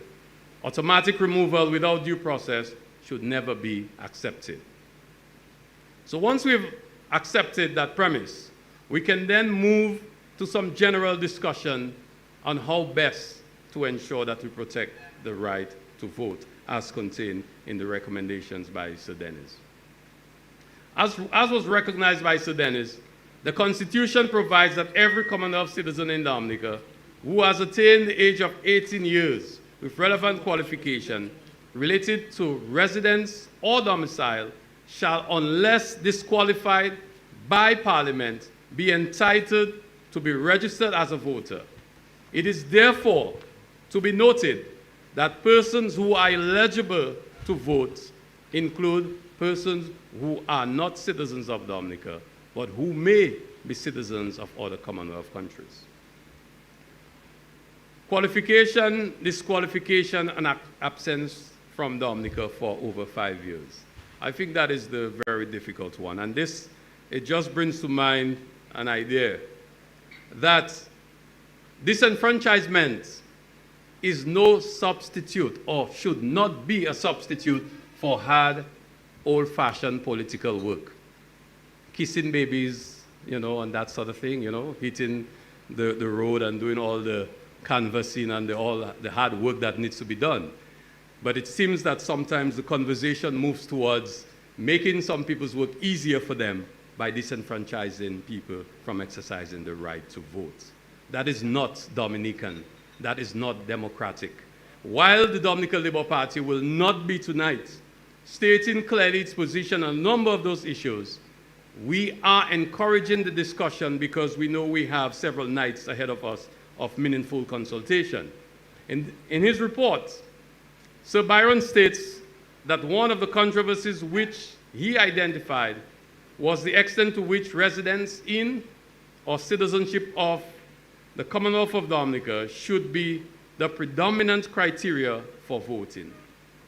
Section 33(2)(a) of the Constitution of the Commonwealth of Dominica prescribes that every Commonwealth citizen of the age of 18 years or upwards who possesses such qualifications relating to residence or domicile in Dominica as Parliament may prescribe shall, unless he is disqualified by Parliament from registration as a voter for the purpose of electing representatives, be entitled to be registered as such a voter in accordance with the provisions of any law in that behalf. So it is the Parliament that has the responsibility and the authority to define residence, domicile for the purpose of being registered to vote and for exercising that right to vote. The Dominica Labour Party recognizes that the 5 years disqualification in the present law creates a real risk of injustice for Dominicans who are resident overseas, but have maintained a real and substantial connection with their homeland, whether by way of remittance, support for their family, mortgages, or other considerations. That is to say, sending their barrels home once in a while. And the point that was made that there should be some real connection to sort of mirror what is done by the United States of America is oversimplifying a very complex system, as we heard by the leader of the Freedom Party, and is also going down a dangerous road from whence we came. That is to say, your right to vote at one point was determined by your ownership of property. You had to be a landowner to vote at some point. And what we are hearing now, and this is why from the outset I said, please pay attention to what is at stake, your right to vote. I am not going to do like the Republicans in the United States and talk about the Second Amendment and the right to bear arms, and that any regulation is an encroachment on such right that you may eventually lose. I am not going to frighten people. But it seems to me from some of the views expressed, we may need to examine the implications of some of those recommendations more closely, lest we are deprived our right to vote. Registration and confirmation. So, sorry, but let me just state before the moderator asks me, what is the position of the DLP on the absence of Dominica and the recommendation by Sir Dennis whether there should be a 90 or 50-day residence in Dominica. We are of the view that this is a matter that must continue to be discussed, but we firmly hold the view that Dominicans should never lose their rights to vote. We have heard some views expressed that there should be no limits. There should be no minimum residence requirements, and there should be no term limits within which you can lose that right to vote. In other words, once registered, a Dominican, as a citizen of the Commonwealth of Dominica, should continue to enjoy that right. We have heard those views expressed. We are not opposed to them, but we would like, at the end of the consultation, to be guided by the wishes of the people of Dominica, and we know what they wish at this time. Registration and confirmation. So Dennis proposes a system for the confirmation of electors when the new Registration of Electors Act comes into effect. Under that system, an elector who is registered on the date when the new act comes into effect is entitled to be registered on the preliminary register on that day. Every person, however, must apply to have their registration confirmed with the period established by the Electoral Commission. And the name of the person who is not confirmed shall be deleted from the register of voters. Now, there's a big discussion and debate as to how this should be done. Should the Electoral Commission visit capitals throughout the world to encourage Dominicans to be confirmed? So there is one school of thought that this is how it should be done. But the guy in Alaska is asking, but I still have to get to New York. I might as well just go to Dominica. So some people are also saying people should be invited home and to confirm their registration. The Dominica Labour Party is not holding strong to any position, except to say that we are in support of the confirmation process, not a re-registration process, where once your name appears on the register of voters, you will be allowed to confirm your registration, whether it be here at home or abroad, as the consultation may finally determine. So we are open to that. So we're not opposed to the system of confirmation. Registration of electors and national ID card. Last night was very illuminating, I must say, listening to the discussion, and I hope this is the spirit in which the consultations will continue.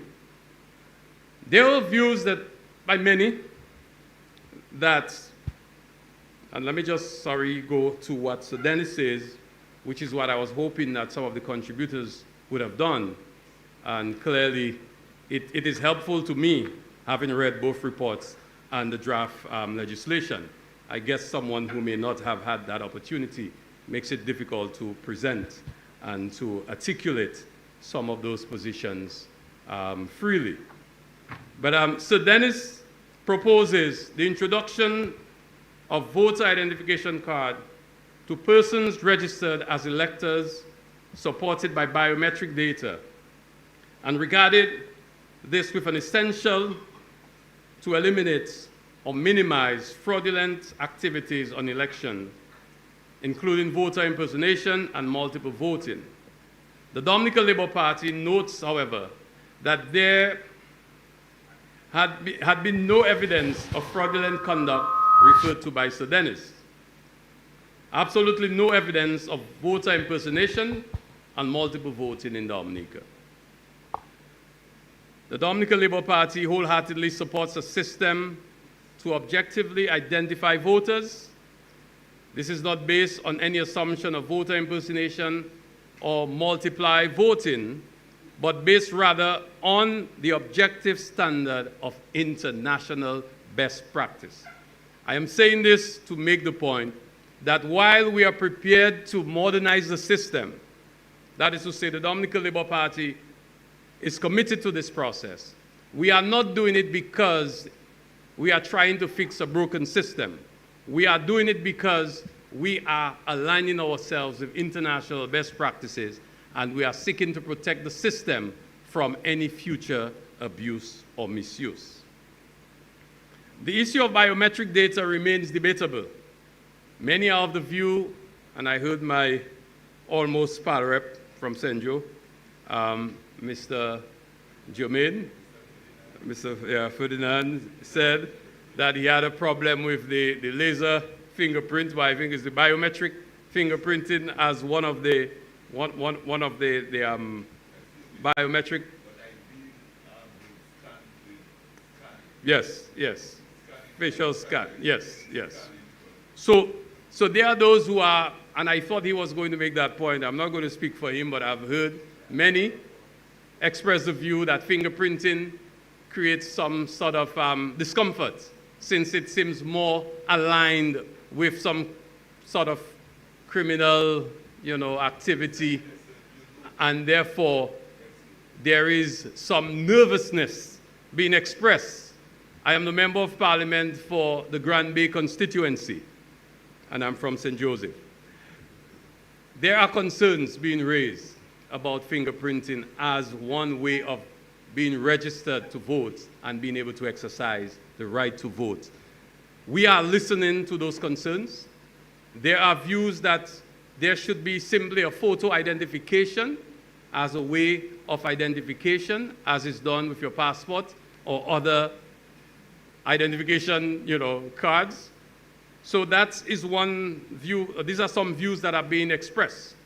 We are not taking any firm position except to say we are very concerned about the possible use of fingerprinting as one of the biometric data that can be used for registration and for voting. But generally, on the issue of voter ID card, the Dominica Labour Party is in favor of some form of identification, but is not taking a position at this time as to whether it should be a national ID card or a singular-use voter ID card. We are open to discussions, and the discussions will lead us to a position that we can take comfortably. There are two more items that I wish to speak to. One, I was sort of wondering whether I should raise it, but with some advice from the Dominica Labour Party leadership and our team, and also taking into account some of the views expressed, we believe it is important to speak to the transportation of voters. So Dennis, on page 16 of his report, speaks to some of the discussions around the transportation of voters. But the Dominica Labour Party is guided by the judgments of the highest elections courts of the Commonwealth of Dominica, that the provision of transportation for voting is acceptable once it is not procured by bribery, treating, or undue influence. So essentially, giving your neighbor a ride to the polling station is not illegal.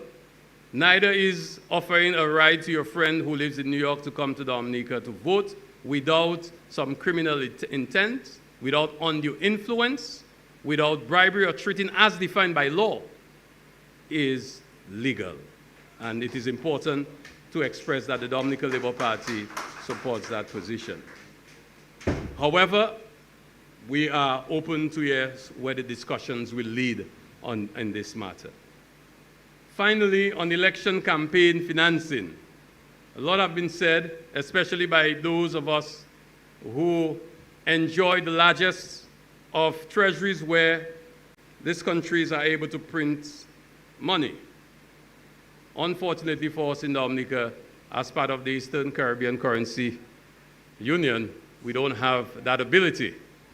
And therefore, we are constrained by how much the Treasury can make available to political parties. That notwithstanding, the Dominica Labour Party is open to discuss campaign financing.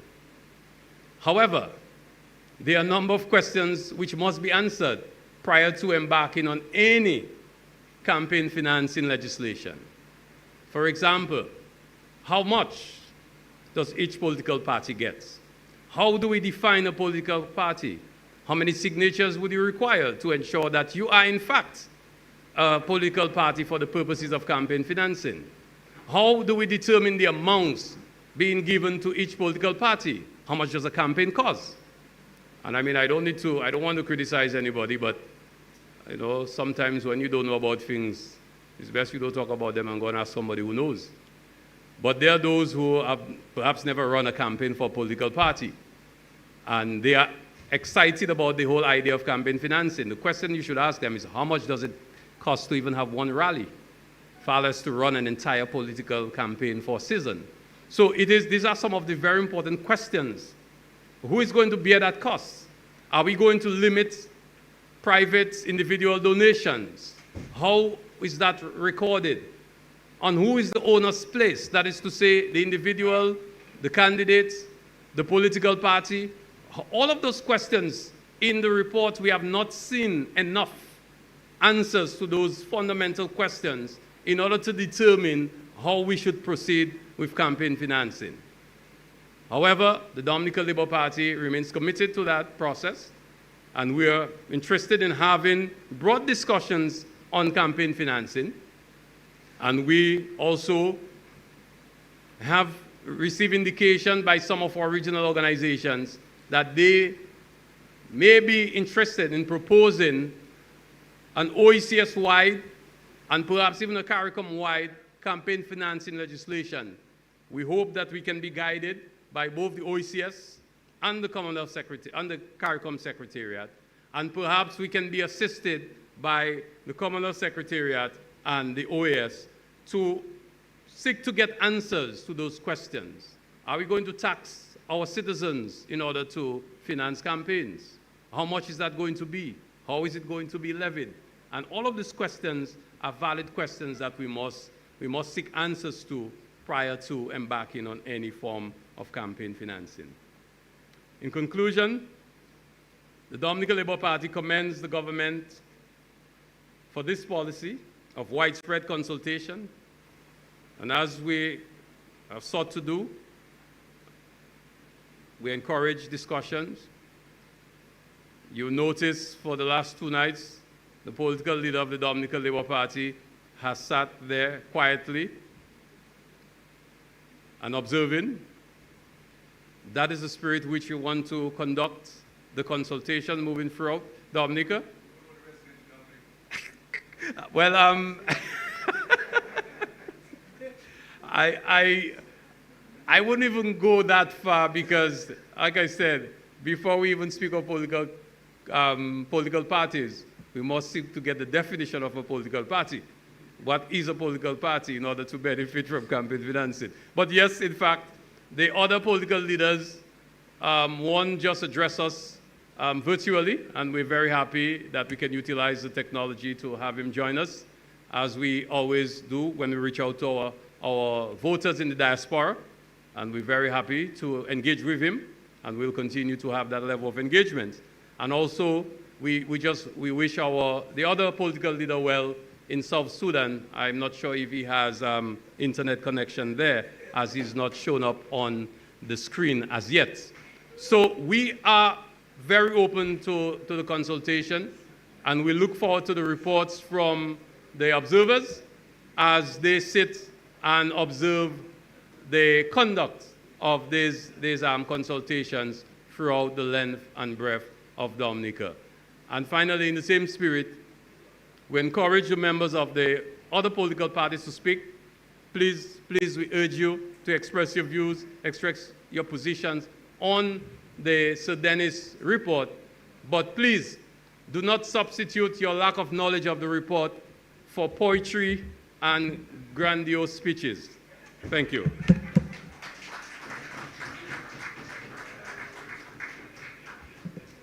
Thank you, Minister Henderson. I would like to give the floor to Mr. Nicholas George now.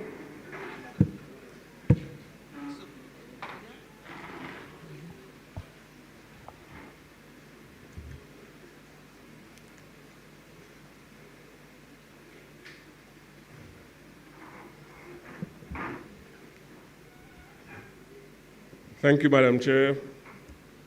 I want to recognize the Honorable Prime Minister and the observers who are among us tonight, and everybody else who is present in this room and listening via the media. From the outset, ma'am, I was almost ready to stipulate that everything that Honorable Vince Henderson said should form part of the record and would probably support it. Because he started by saying that he didn't want to be knee-jerkedly responding to anything coming from the opposition. So that was refreshing. But he did take some pot shots at the opposition. I will try my best not to do the same because I am not in Parliament.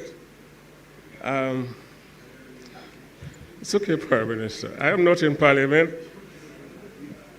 But I want to say tonight that the exercise that we're going through here in Dominica is a painful one.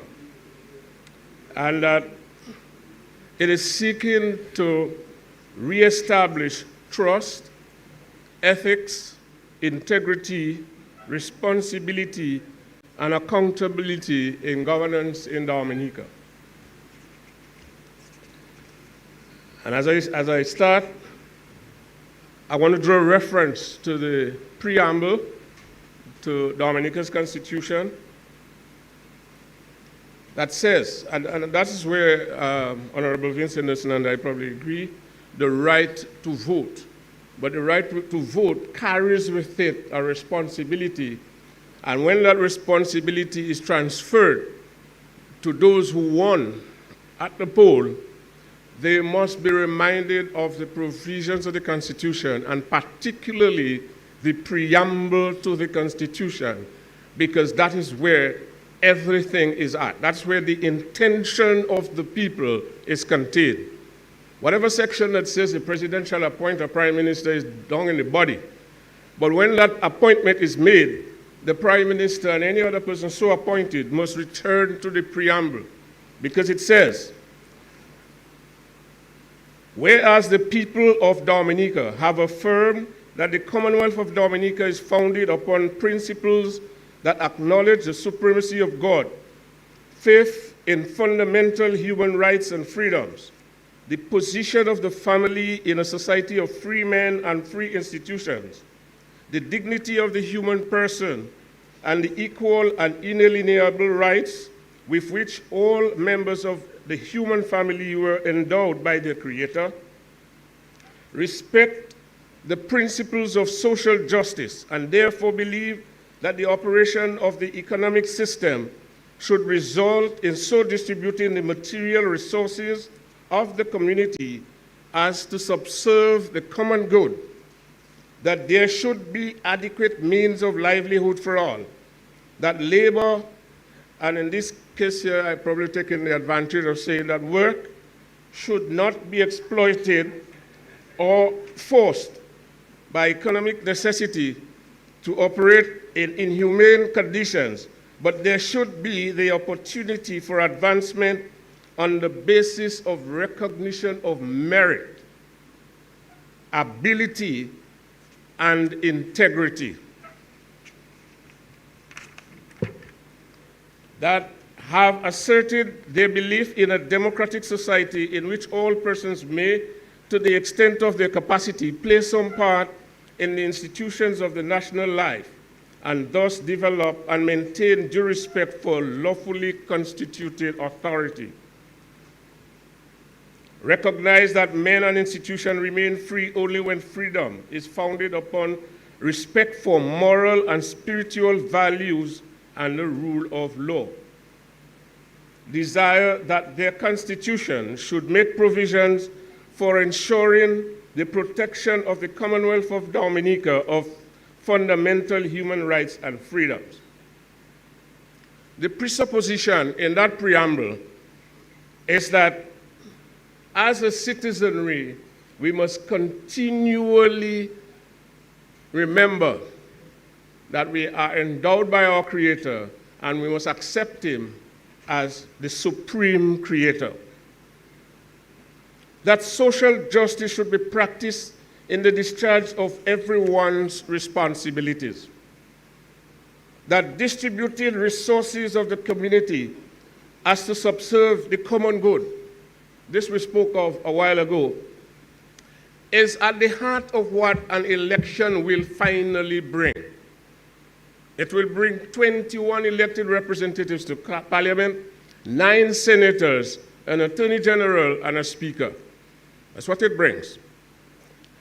And the preamble, the lecture, the instruction, the philosophy of the people of Dominica is that when we discharge our duties, it must be done in a godly fashion. And it must be done, the distribution of the economic goods of the country must be equitably distributed.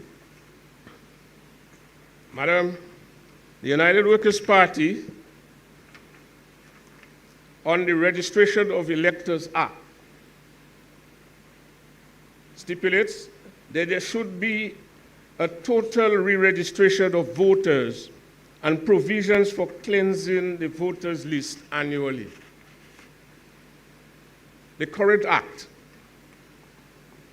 the Electors Act of Dominica, currently allows for that to take place. Consistent with the Constitution, only those persons who are ordinarily resident in Dominica and those who are no longer ordinarily resident in Dominica for less than 5 years should be eligible to vote in our elections. There should be a specific voter ID card issued to all eligible voters in Dominica with biometric data, including facial recognition and fingerprints. And I did allow a stipulation that Honorable Vince Henderson's address should be in the records, but on this one here, he mentioned that there's no evidence, there's never been any evidence of voter fraud. He may be right. He may be right because the courts, however, the courts have never allowed the hearing of petitions in Dominica.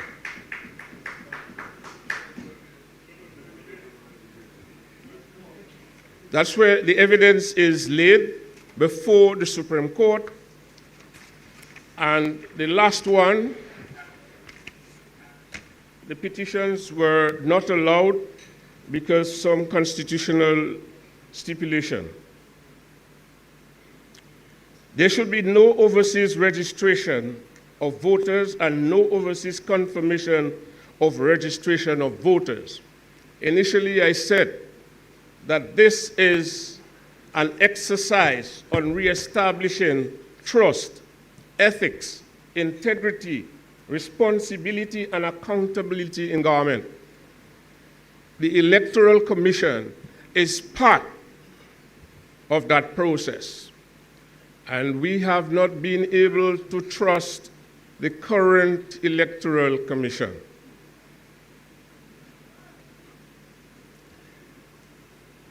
We have on the record that a sitting member of the commission is, and probably still is, was and probably still is, an attorney on record for sitting members in this government in a matter that was litigated before the court under the House of Assembly Act. Somebody needs to explain to me, if that is not conflict of interest, well, then what it is? We're talking elections, and we're talking the composition of the Electoral Commission. Can't trust that. And it is this commission that has the power under Sir Dennis's recommendation that they shall select the venues where re-registration and confirmation will be done overseas. That they shall select the people who will do the registration the confirmation of registration overseas. Now, for that to happen, there must be confidence-building measures in the legislation that ensures that whatever is done has a high sense of fairness in whatever it is presented. But as constituted now,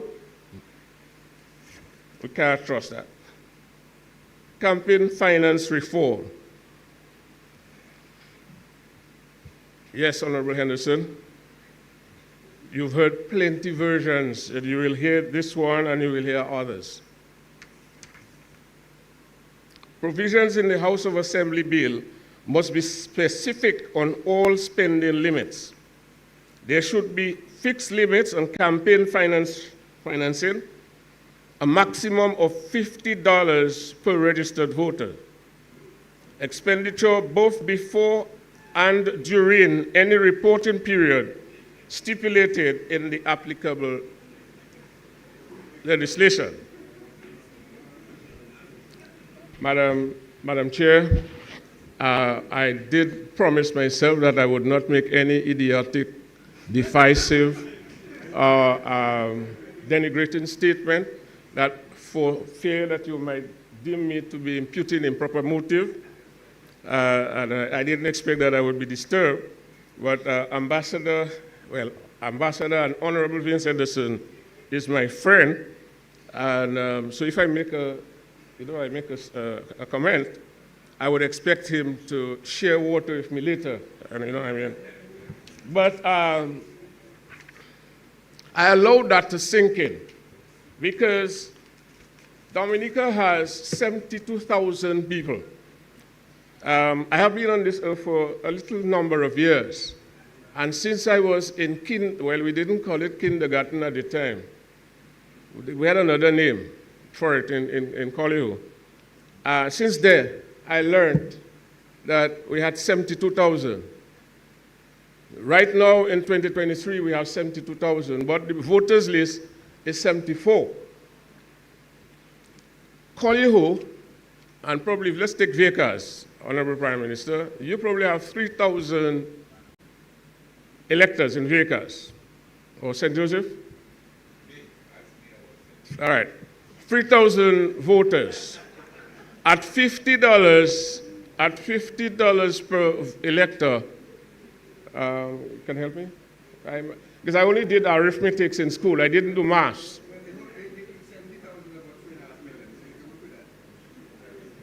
So how much is it, sir?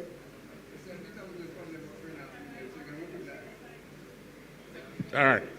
The question is, in an economy as Dominica's, $26 million being spent on an election, it's like spending the entire budget of the island. And the question is, what are you spending so much money on the election for? And even when you win, what do you do? Those who elect you, you don't respect them.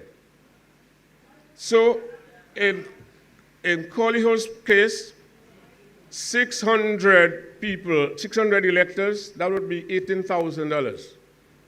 Honorable Darren Pinard, if you were granted $18,000 in Collihu, are you willing to stand here and say that that would not be enough to campaign in an election in Collihu against me having $18,000 as well?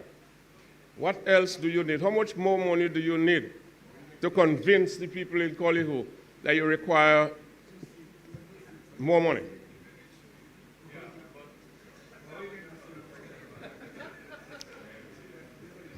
The definition of bribery must reflect the guidance of Halsbury's laws of England. And that this is well known, it's been debated.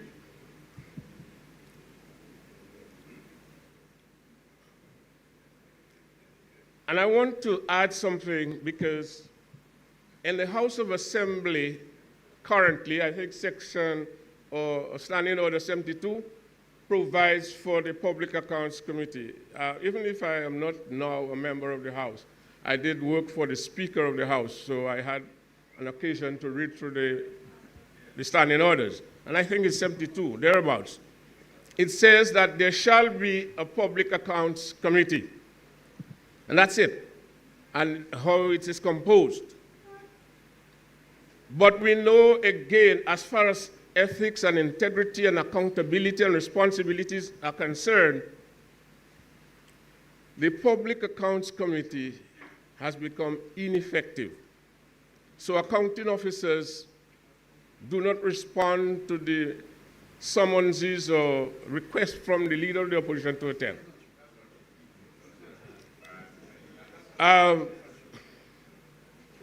So I'm doing well. I'm doing well. Once the Honorable Prime Minister engages me, I know I am doing well tonight. Thank you very much, sir.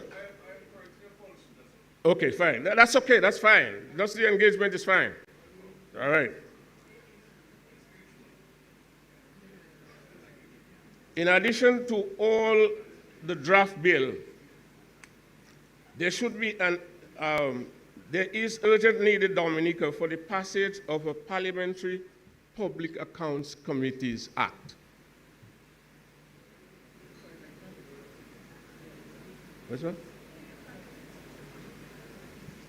Elections, yes. Madam Chair is asking me for elections. The answer is yes, because elections do not end at the poll after 5.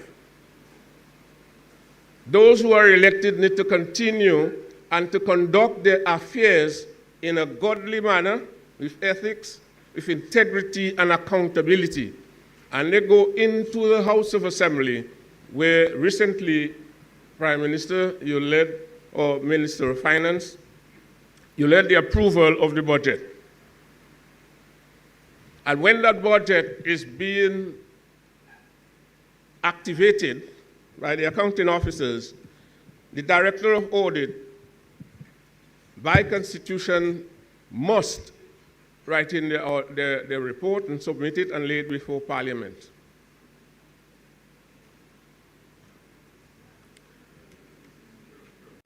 But we know that there have been delays. Okay, so sometimes the Public Accounts Committee has to deal with a report 5 years ago.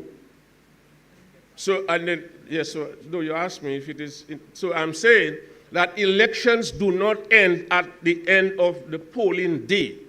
It continues into the halls of the House of Assembly. And we're seeking to amend the House of Assembly Act in those provisions.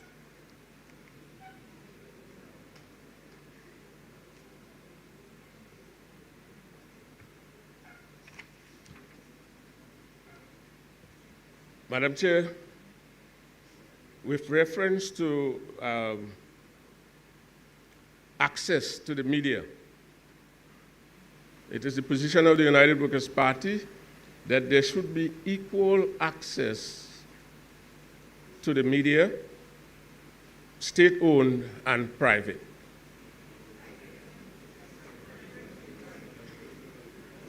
Yeah. Again, every time I stop for effect. We are talking about best practices, and there exists in our jurisdiction, in Antigua, such a provision. I'm not going to read it, but I leave it with you. Okay? Right. But there exists that provision in the Antigua Representation of the People's Act, the provisions for equal access to all media. I think by explanation, one might say, well, the state-owned, it has to be free, and the privately owned, you may have to pay commercial rates. But there should not be discrimination in the public media. And I want to end by saying that we are here as if, well, we are in a convent. We're not in a convent, a monastery, or seminary tonight. But we are doing solemn duty tonight. The things I speak of, the question of trust, is serious.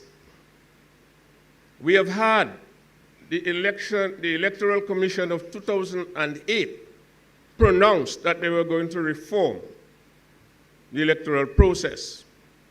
And that was stymied by a 2008 email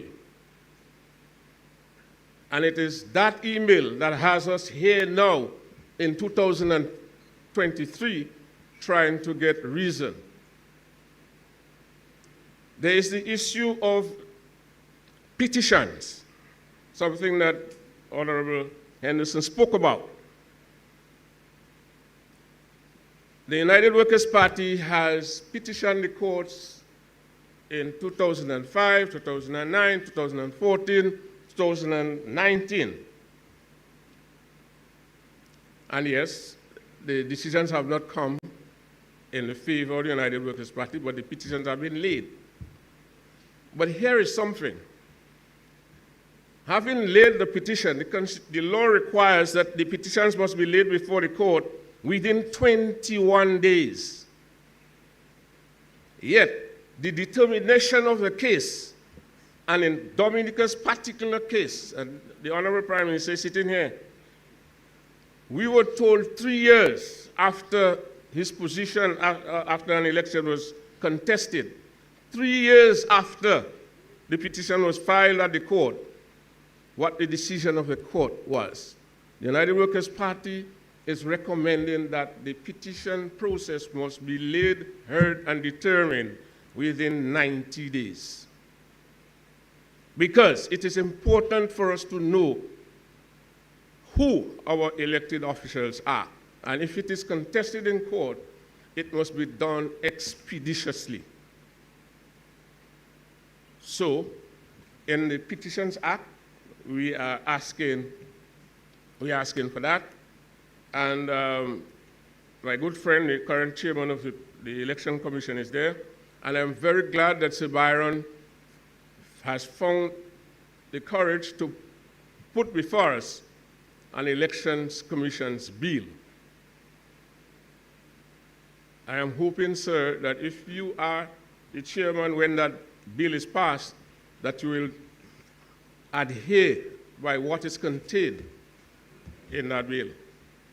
Because I saw the word integrity there in the discharge of the duties of members of the Commission. I close by saying we are doing a solemn duty tonight. We are doing a godly duty tonight.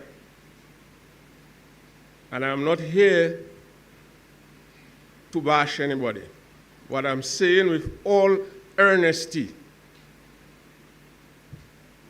this thing has taken too long to come to where we are, because in 1976, the Honorable Patrick John declared in Salisbury he wanted to take Dominica to independence, and in 1978, that was attained.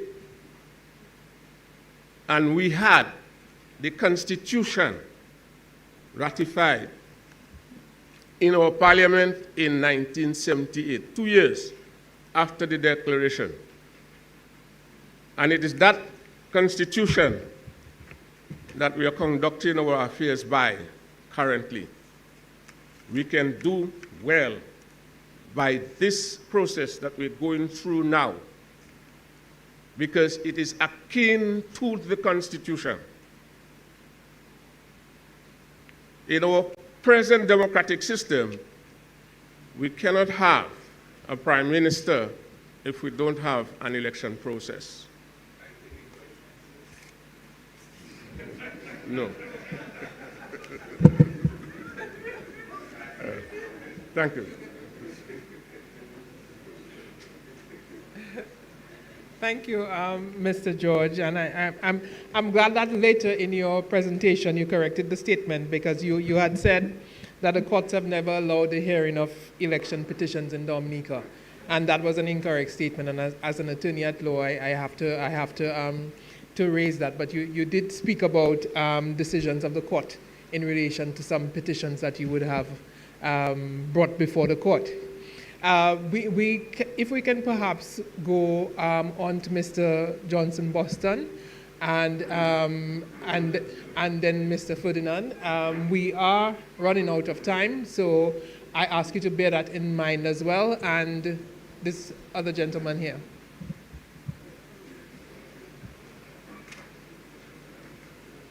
Thank you, Madam Chairperson, Prime Minister, Leader of the Opposition, friends from observers, ladies and gentlemen. I think tonight we are in a position where we should allow soberness to take charge of this discussion going forward. We're on this road for over 13 years, and the region must be laughing at us that we cannot come to a conclusion on electoral reform for so long. And what I expected would have happened here tonight is for each party to present, based on the report and the draft legislation, what Sir Dennis Byron has presented. The Attorney General was called to give a review, and I guess the review was to direct us in that direction. I don't think it is an opportunity or occasion to take cheap shot at one another. I think we should be very sober in doing this. We should state what we see in the resolution, in the report and draft resolutions, what we agree with and what we disagree with, what we can improve to take the process forward. And sometimes I find public politics maybe a little indisciplined, and sometimes it gets us carried away into all other areas. I have seen politics where you get heated discussion and there's a certain level of civility and camaraderie. And to me, I feel sometimes you come to an occasion and it's they and them and so forth. And I think unless we can understand that and recognize what we want to do, because at the end of the day, we want to achieve a reform that is for Dominica. And remember now, reform is not a one-shot thing. It is a continuous process, a living activity. Somebody mentioned that you had to have property to vote, money in the bank, you had to have house and land. There was a time women could not vote. They could not vote. They had no right to vote, women. And today we see the role women are playing. The young people had to wait until they were 21 to vote, and it was changed for reform to 18. So it's a continuous process. Now, I disagree with Tony Aston when he talked about looking for the way in which you qualify Dominicans overseas to vote. I mean, in this day and age, if we talk about you send a barrel to your mother, you send a couple $100 for your mother, is a right to vote. To me, I find we should be talking about how we organize our Dominicans abroad if they're taking part in our election. One, to create markets where they are for our produce, our crafts, and our agriculture and so forth. And two, make monies available, the resources to the bank, to online, come and build here, and so forth. We in the Freedom Party, you heard earlier on, Bernard Ito articulated quite well what we agreed to. And I think we think the 90 days is an improvement over what we had. Because it says if you're out of state for 5 years uninterrupted, you ought not to be on the list, ought not to vote. And that has been, for us, over a period of time, a very troubling and even vexing issue. And some people give the impression that if you raise this, you're against Dominicans who live abroad. No, we just want to ensure that the right thing is done because we are a country of laws. Okay? So Sir Dennis Byron, in what he have recommended, had given us a 50 or 90, and we felt the 90 days is an improvement over what we had in the old legislation. Thank you very much. Thank you, Mr. Boston. We would like to ask Mr. Carlos Charles of Team Unity to share his perspectives.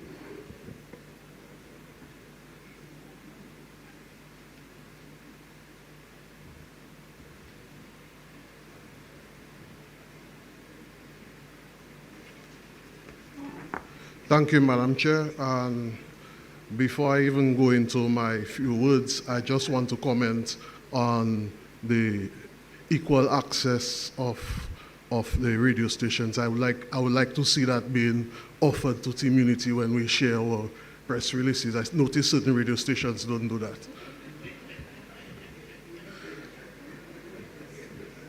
Regardless of that, thank you for the opportunity. Let me, on behalf of Team Unity Dominica, thank the Office of the Cabinet Secretary and of the Commonwealth of Dominica for the cordial, respectful, and professional manner in which they have engaged our team.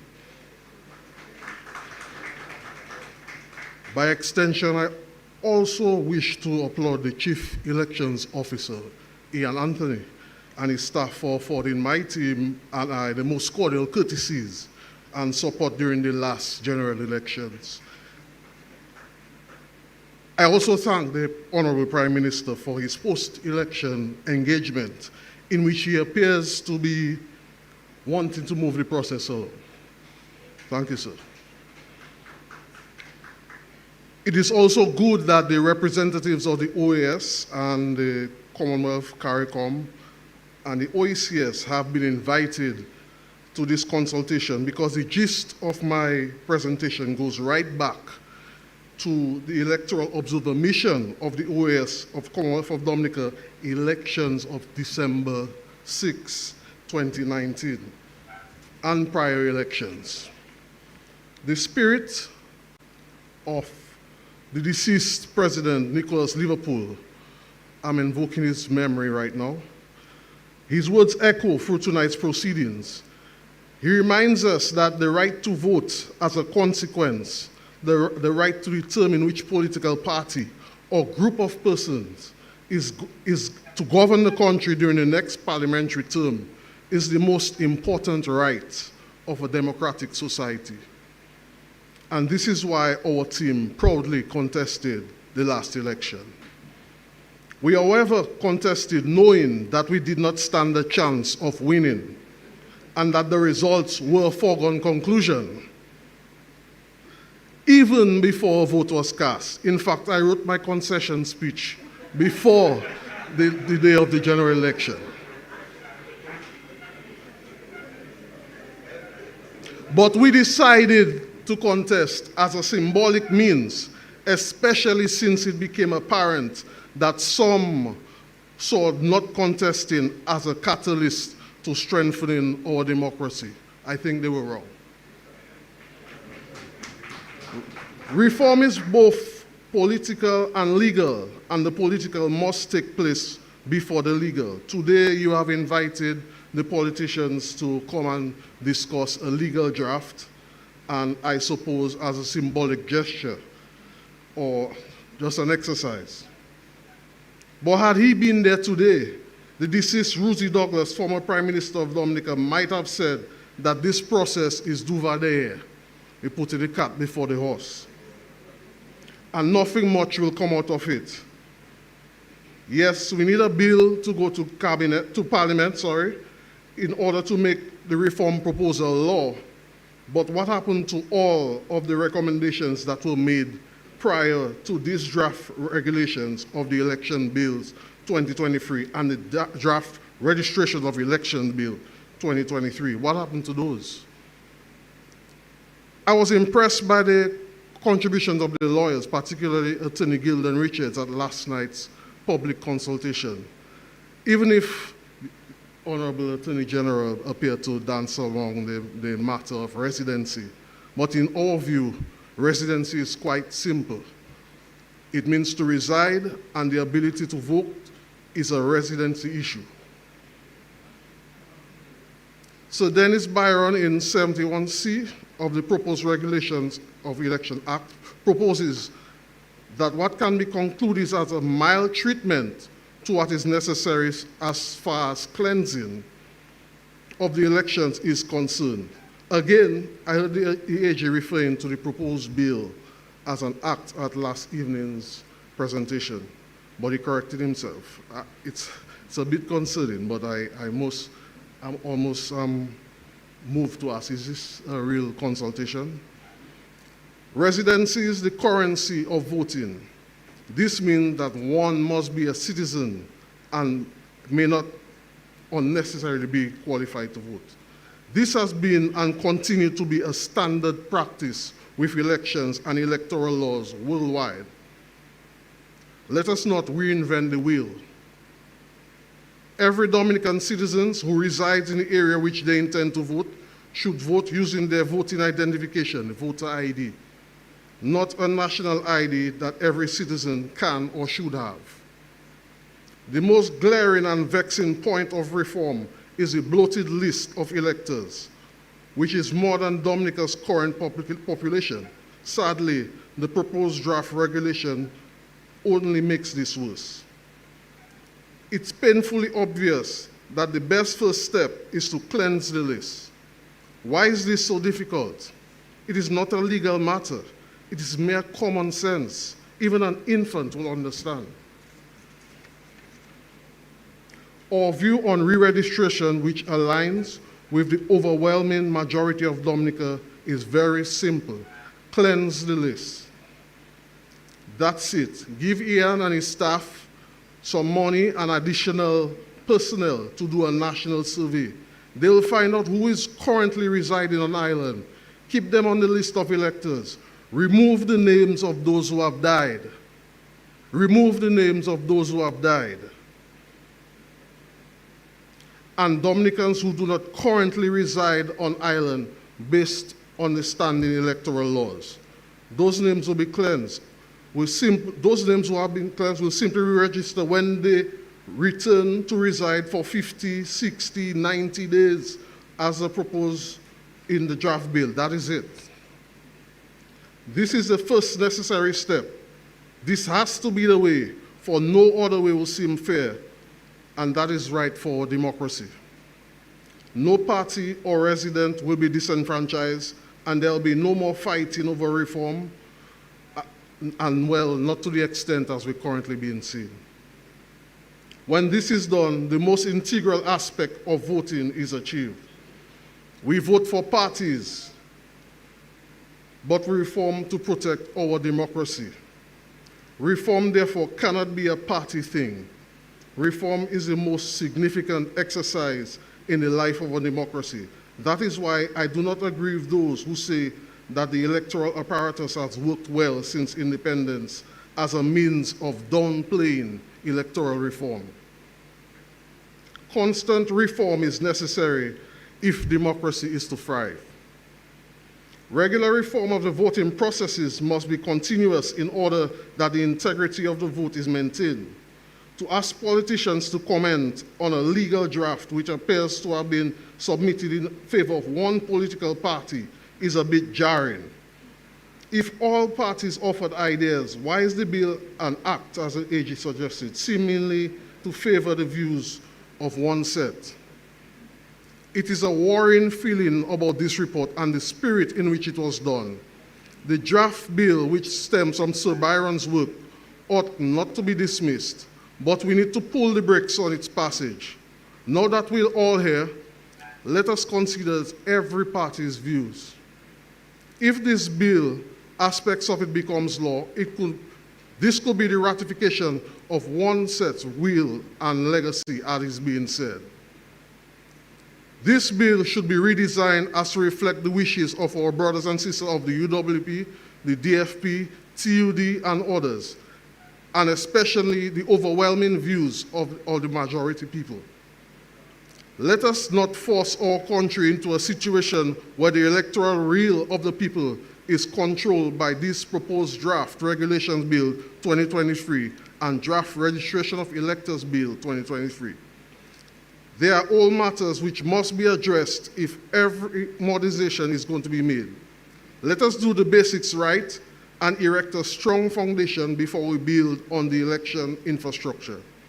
I propose that a committee be formed to include those of us who have contributed to tonight's consultation to facilitate ongoing discussion, and further recommend that this bill should undergo the necessary consultative oversight.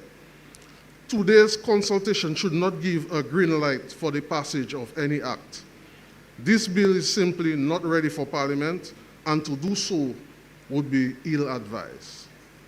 I thank you for the opportunity, Madam Chair.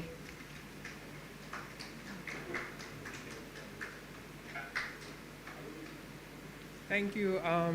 Thank you very much. I believe that I don't know if the AG wants to speak to the act or bill, but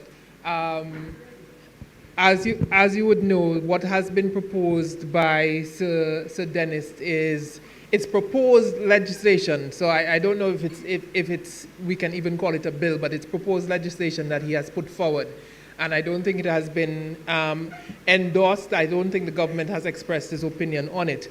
But thank you very much for your contributions, and I would like to ask Minister Laville to take the floor.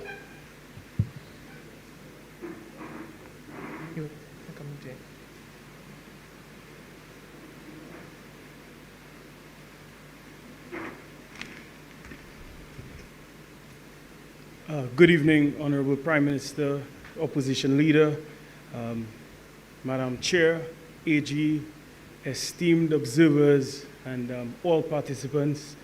Pleasant evening to all of you. I recognize we've been here for a long time, but there are a few issues that I would like to touch on quite briefly.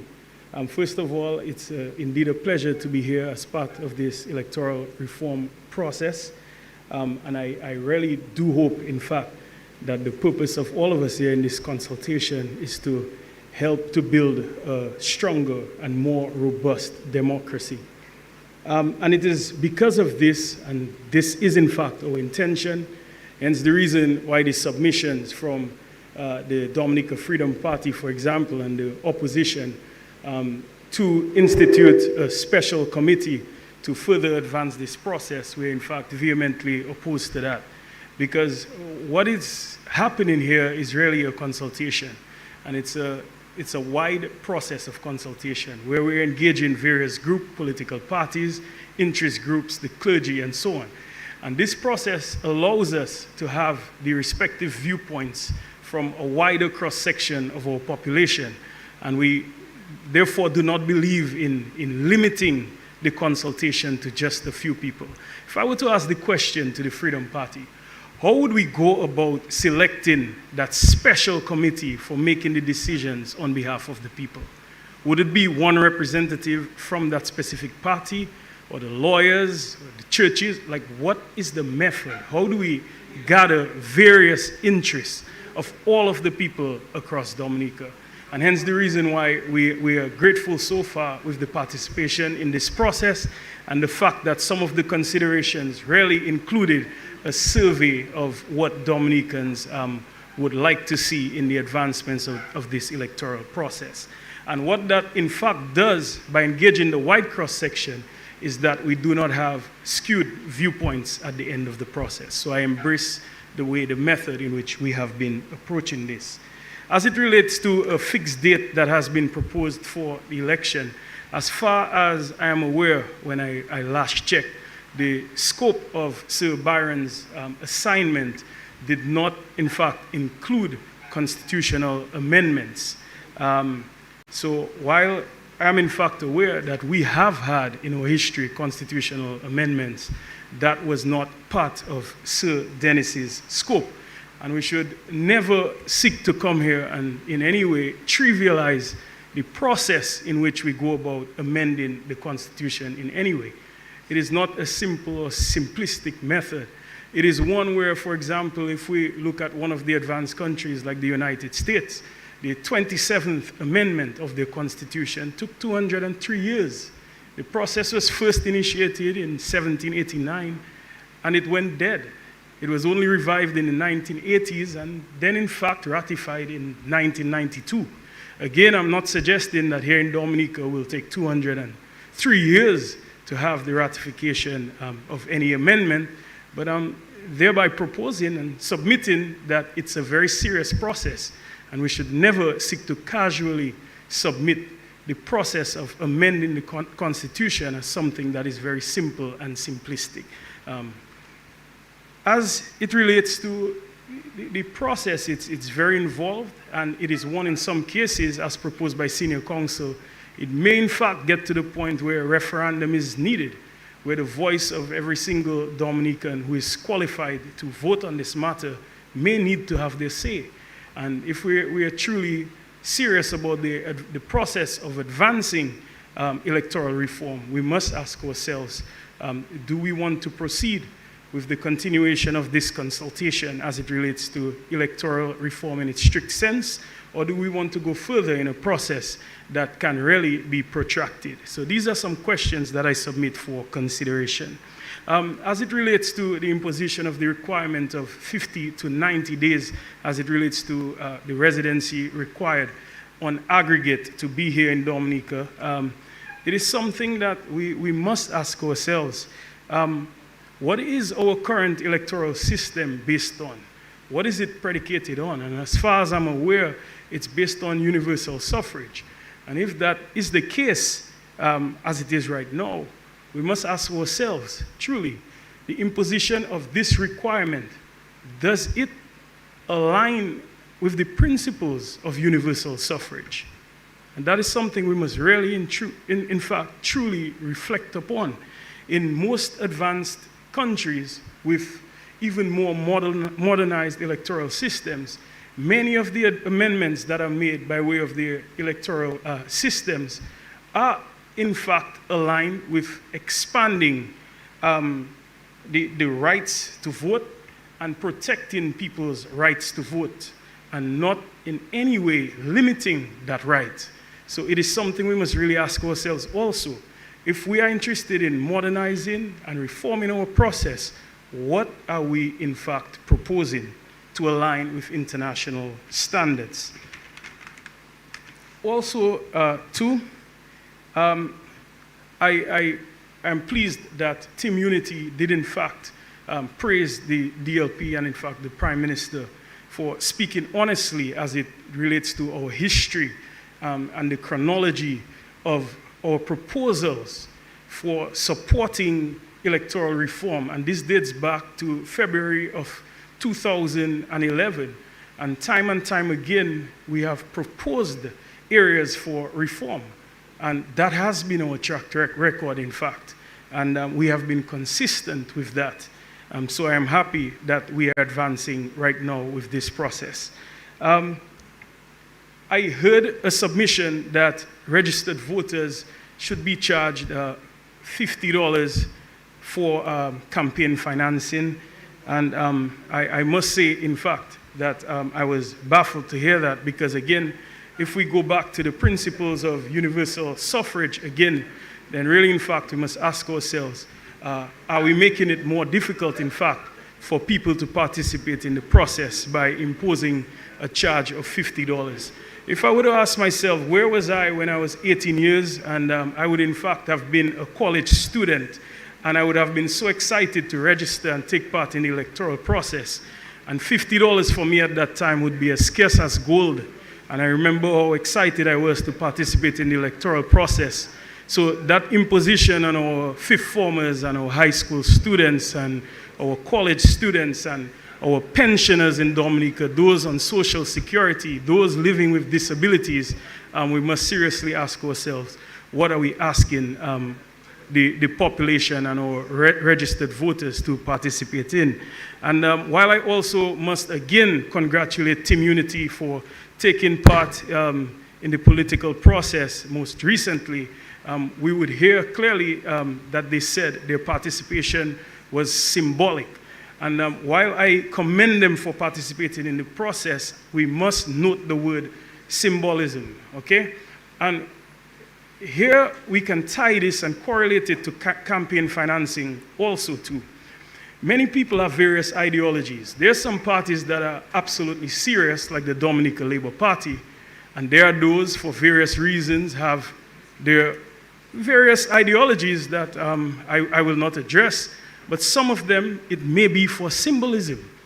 Then here it is, we are asking, while they did not propose that, it was proposed by a representative from another political party, but are we going to, in fact, charge our people or expect our registered voters to subscribe to and finance parties who are putting themselves forward merely for symbolism? And these are the things that we have to critically ask ourselves. Why should our registered voters be required to finance parties, and what is expected of these various parties? There was an assertion that was made to $26 million by the DLP to finance one of our elections. And, this is something that we have to be careful about, just merely hurling numbers around. And I must seek to clarify these assertions. And some of you all may argue that this was in a report. We must reference when reports are being created and compiled. We must reference. And if we cannot reference adequately and correctly, then really, in fact, you must then question these numbers that are being hurled around. I have a lot more to say, but I recognize that it is late, so I will end at this point. But I really just want to thank all of you for participating in this very important process. Thank you. Thank you very much. We are running out of time. I think we've run out of time already, but I want to give the opportunity to one of our independent candidates to address us. Please. Tyrone Nicholas. Yes. Good night, everybody. My name is Tyrone Nicholas, independent candidate representing the Roseau North constituency. And I wasn't too keen on coming here, but I was encouraged by a police officer who, incidentally, at the time was giving me a ticket. So, yeah, well. So, tonight, well, I had to ask his opinion, because I was wrestling with it, whether I should come or not. I know that it is not an insurmountable task, but it is a challenging task, no less, to be here and to share my views unadulterated with the political directorate of the Commonwealth of Dominica. Tonight, I have accepted this invitation to share my views on the subject matter before us, and in so doing, I have also been occasioned the opportunity to assert the tenets and principles and values of my constitution, the Dominican Constitution. And so I hope to share in the purest sense my sentiments on the unfolded events that have led us to this forum, where we are to debate the flaws and merits of these recommendations. To begin, we have had many recommendations along the way put forward by various civic organizations, regional and international election observers, as well as civic-minded local professionals, all of which have went unimplemented and basically shelved, perhaps due to a lack of consideration or a lack of budgetary allocations to the Electoral Commission. In Mr. Barron's own words, he said that reform is a continuing incremental process. And I highlight the word incremental because we have found ourselves here seemingly in a haste to enact sweeping legislations. We propose all of this while even the most rudimentary and fundamental process of maintaining a clean voters list has been laid derelict by the responsible authority. As the CCJ cited, there are apparent instances of non-compliance to electoral law and process in Dominica, meaning that although legislation exists mandating the execution of these basic functions, these laws have not been enforced. While we are aspiring to build geothermal plants and international airports, we appear to be unable to the point of disability to update a simple list in a time when we are afforded the most advanced technological solutions at the most reasonable costs, but this still remains undone. I propose this to every listening ear, that no amount of legislation will be equal to the enforcement of the law. We would be naive to seek a remedy to enforcement by simply passing additional legislation. I would propose that without the provision of robust financial and technical resources to the constitutionally prescribed agency, which is the Electoral Commission, there will be a continued absence of enforcement for any legislation, whether new or old. And in keeping with my preceding observations, let me register my first objection. I believe that it is revealing of the modus operandi within state affairs to have received this invitation to consult on electoral reform from the office of the Prime Minister. I would have expected such an invitation to be extended from the impartial and constitutional office of the Electoral Commission. At least that would have been a better attempt at presenting this manipulation. Had ample funds been made available to the Electoral Commission, which would then, on its own volition, initiate consultations with Mr. Byron, and then go on to invite stakeholders such as myself to consult. But alas, this route, as framed within the halls of Westminster, I believe with the intention of removing all doubt as to the impartiality of the process, which would then support people's trust in the process, it did not meet the satisfaction of the DLP. It really does appear that the letterhead of the Office of the Prime Minister is now a rubber stamp that is used to run everything. In my opinion, this is indicative of a continued penchant of the DLP leadership to sideline constitutionally prescribed authority in the pursuit of preferred alternatives. But what is even more egregious is the telling lack of initiative and responsibility on the part of the Electoral Commission, which as an institution has proven to be as useful as the non-existent parliamentary commissioner. In every instance, not only in the sanitization and upkeep of the electoral list, but also in debating the merit of independent observations and recommendations, and in pressing the government for financing within the national budget. All of this in order to raise awareness towards the merit, as Byron highlighted, and the incremental implementation of these independent recommendations, which are mostly free from political taint, objective, and in alignment with international best practices.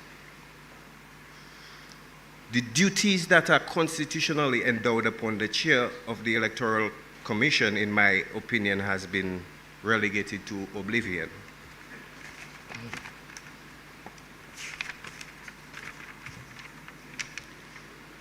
The salient question right now then would be to ask, do these alternatives which are being presented here serve the interests of the general population and future generations of unborn Dominicans? Or does it serve to ensure the security and entrenchment of a political ideology that has fractured and entrenched our nation in 20+ years of tribalism? Will we be creating a foundation upon which future ideas for advancement can take root? Or are we institutionalizing and cementing ourselves into the current situations which we live? Situations that stifle our creativity, limits our advancement, and restricts the palette with which we are to live expressive, colorful, and fulfilling life experiences. Will we or our grandchildren or our children or our grandchildren have the ability to disagree and live in peace and tolerance? Will they have the ability to change their mind when an idea or an institution no longer serves and protects them? Many here appear certain that they have the answers, but from one paradigm to the next, history demonstrates to us that wherever human potential, ideas, and creativity are subdued by political preference, dogmatic belief, and ideology, chaos later ensues.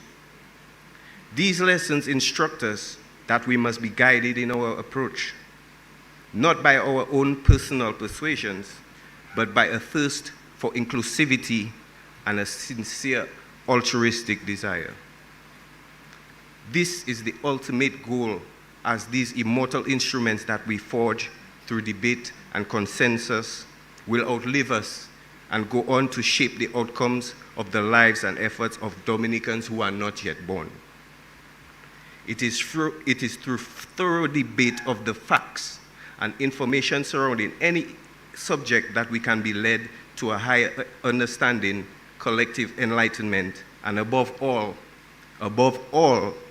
at the individual level, to earn the trust of the wider society and the respect of our peers. This is the prestige and the pinnacles of achievements that any man or woman can hope to attain, to be trusted, respected, and be beloved by his or her people. I wish to set the next few observations against the backdrop of the lack of a Freedom of Information Act in Dominica at present.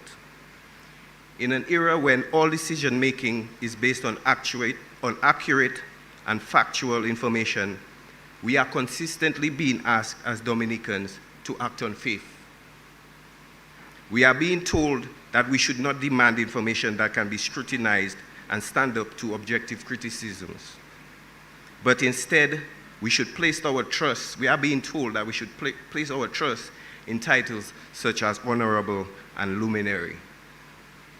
Most decision making today requires information or data, from personal, business, corporate, investor. Even the incumbent acknowledges the power of information.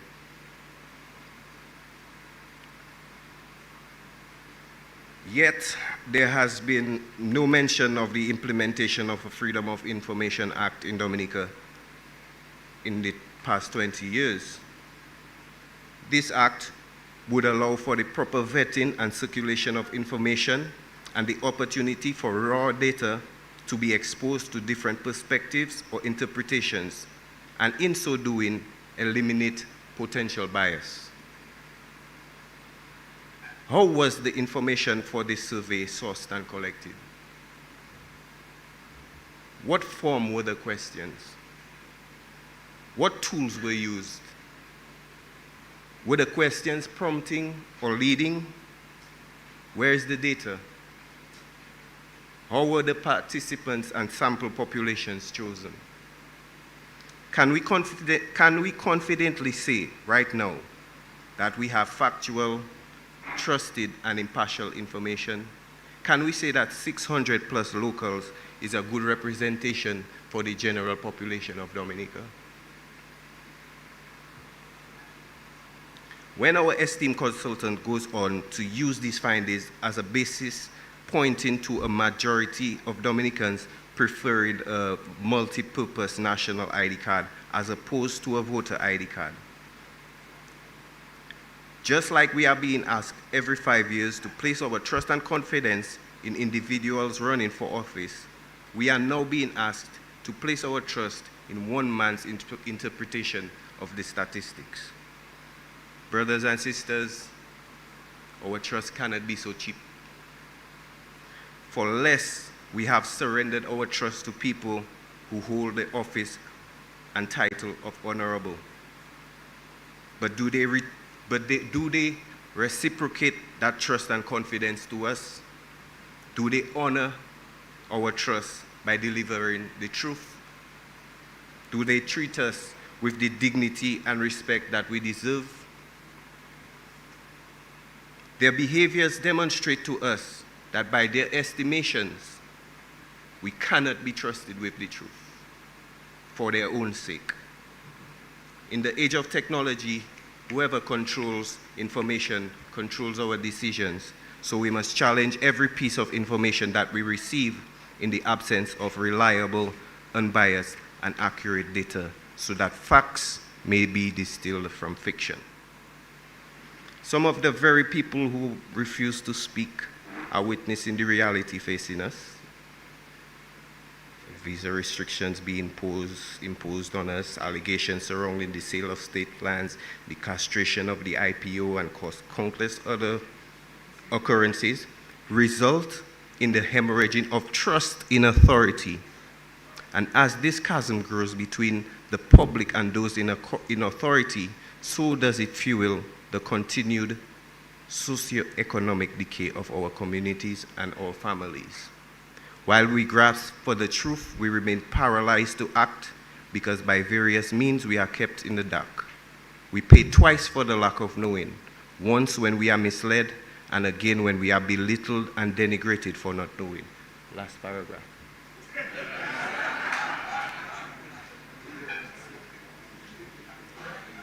This is clear to brothers and sisters. The power of information is clear to those brothers and sisters who wait in limbo for a title and the authorization by their beloved government to move forward as independent people with home ownership. This long-standing lack of information, empowerment, and action indicates to us that there is something that someone does not want us to know. Because with knowledge becomes the power to redefine our circumstances as opposed to being led off into the unknown through the abuse of our ignorance.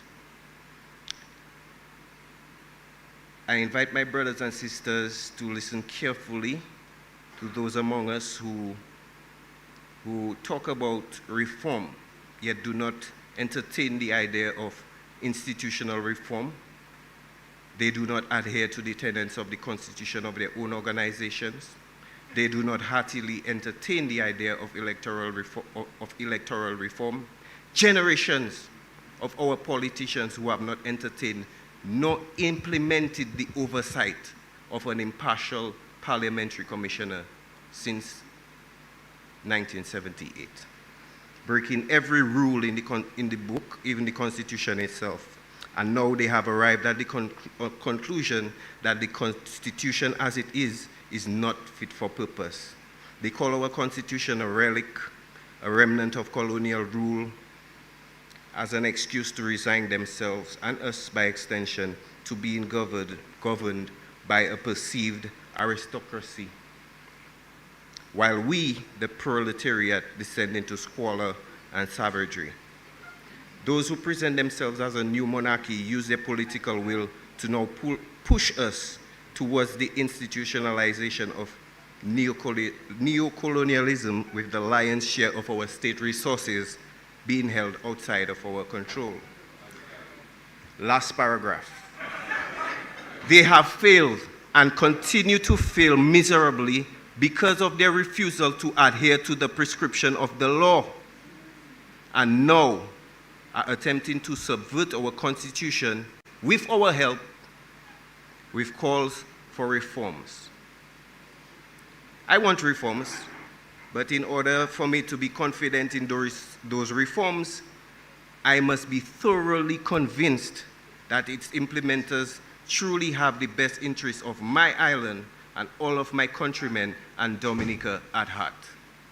Let me also say that although I may object to the unconstitutional nature of this engagement, it does not lessen my appreciation for the efforts of those within the legal fraternity and other civic and political groups who religiously put forward their effort to seek out the pitfalls and merits, if any, within Mr. Byron's drafts and recommendations, so that we can be afforded, an alternative that can serve us as a nation.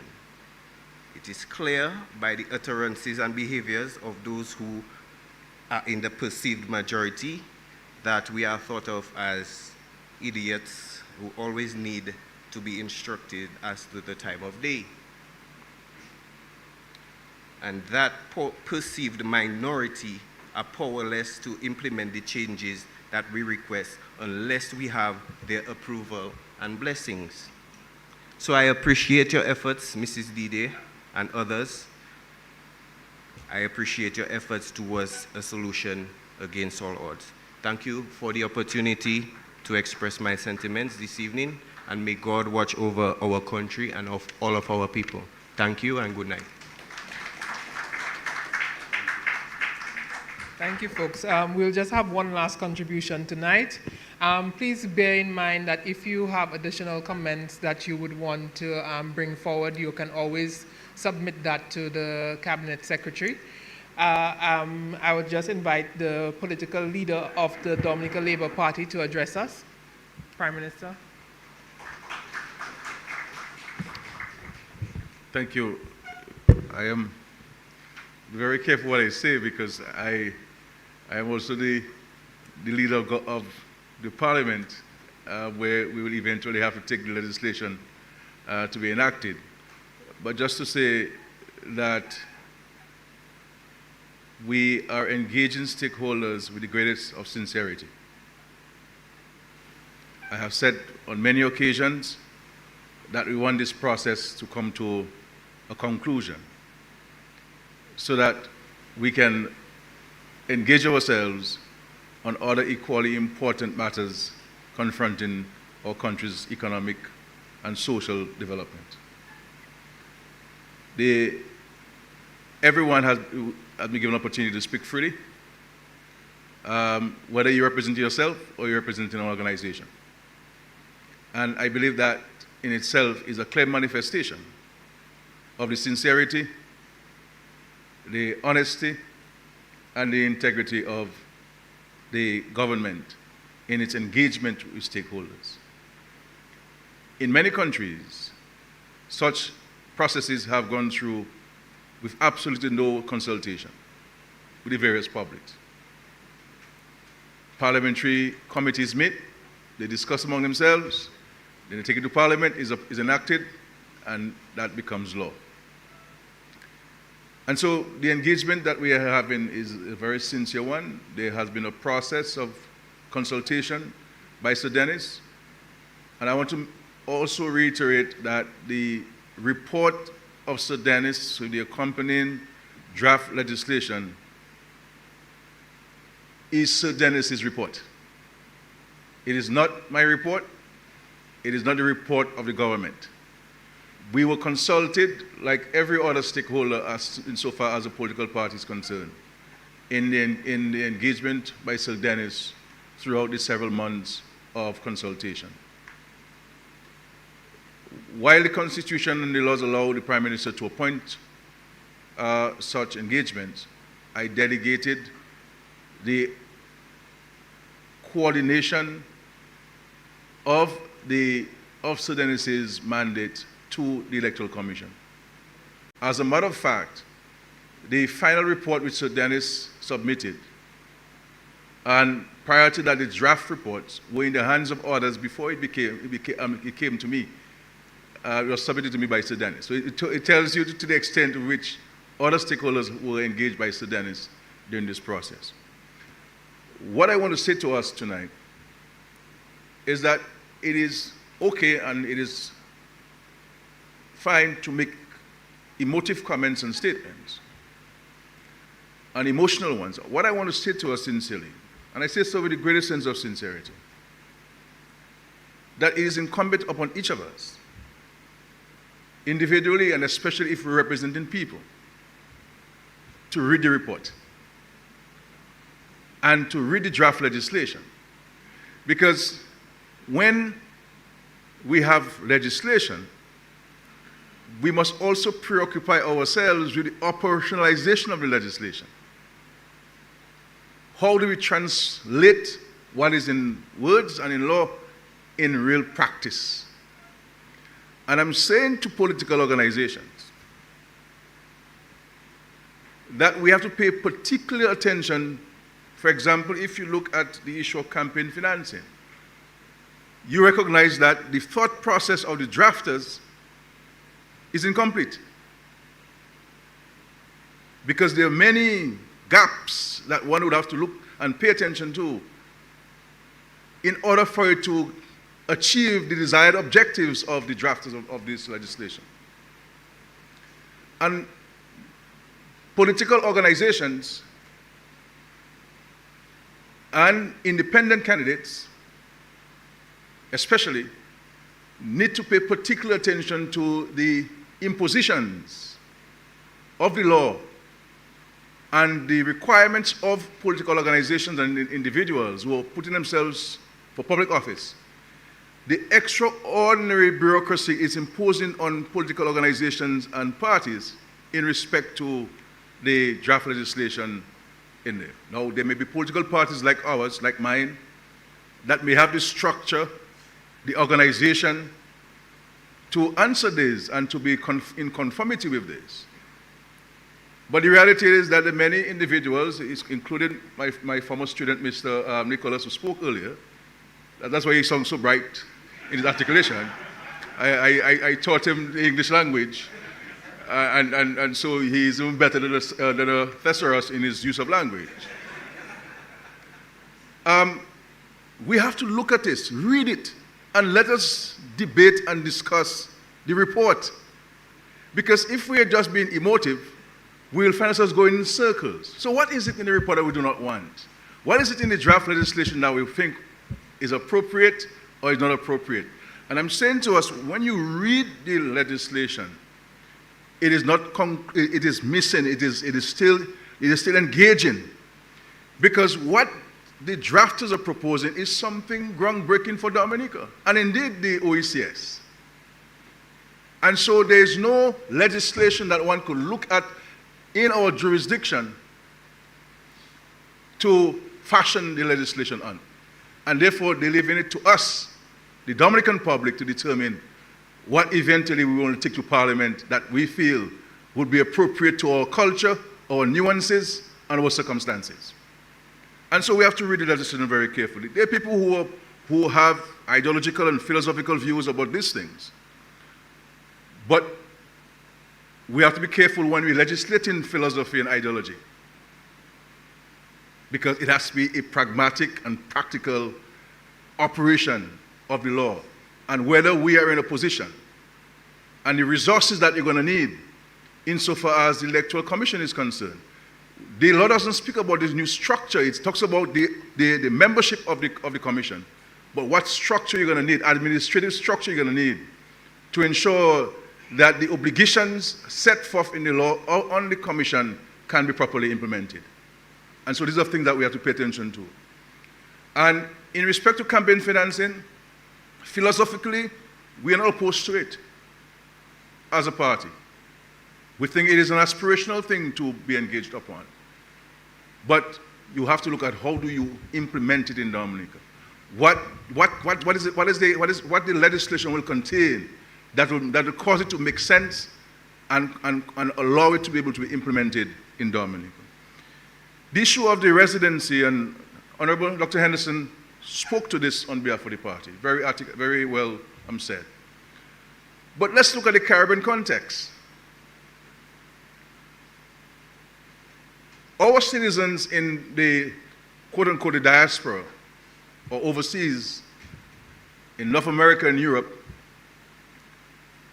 many of them have to survive, have to engage themselves in 2 jobs. The majority of them Caribbean nationals. Or if they work in one place, double shift. So you see them as a maintenance man in the daytime and security at night.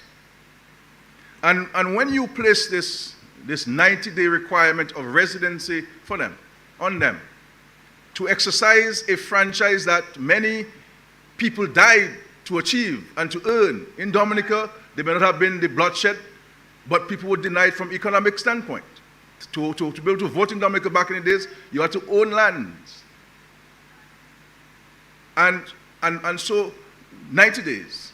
Are we saying that we accept that for you to vote in Dominica, as a Dominican living overseas, that you must be resident in Dominica for 90 days over the 5-year period, just to vote. They're people with green card holders. It requires you to be resident in the United States if you're going to go the route of your citizenship. But it says you have to be there for every 6 months.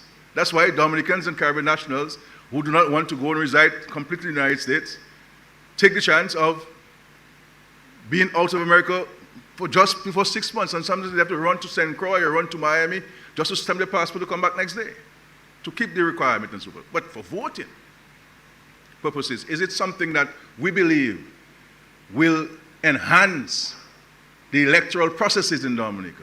So I'm putting these questions to us in terms of our engagement in the consultation, because we need to arrive at a conclusion. We need to agree and have consensus about what are the 5 critical elements of the reform that we need to agree on and advance. There may be other things that we have to do tomorrow or next year or going back. But the other thing I want to caution us against is the idea of bringing into play constitutional amendments. Those of us who are saying that it's been 13 years, we've been asking for this. Constitutional amendments, and we've seen the history in the Caribbean. There are many countries in the Caribbean cannot get to the CCJ as their final court because they have to go through a referendum. And some of them have tried it and they failed on the CCJ. And so, can we not achieve, and it's a question, can we not achieve our desired objectives within the current framing and provisions of our Constitution? And so these are the kind of questions I think we need to ask ourselves. The issue of identification cards and the requirement of fingerprinting. Mr. Germain, an independent candidate in the last election, raised a question. And the question is to us, do we think that there will be a material benefit in imposing the requirement of a fingerprinting for the purposes of voting in Dominica? The police can't just watch you and tell you, I want your fingerprint in Dominica. Your fingerprint will only be taken from you after you've been charged, and you have to be processed.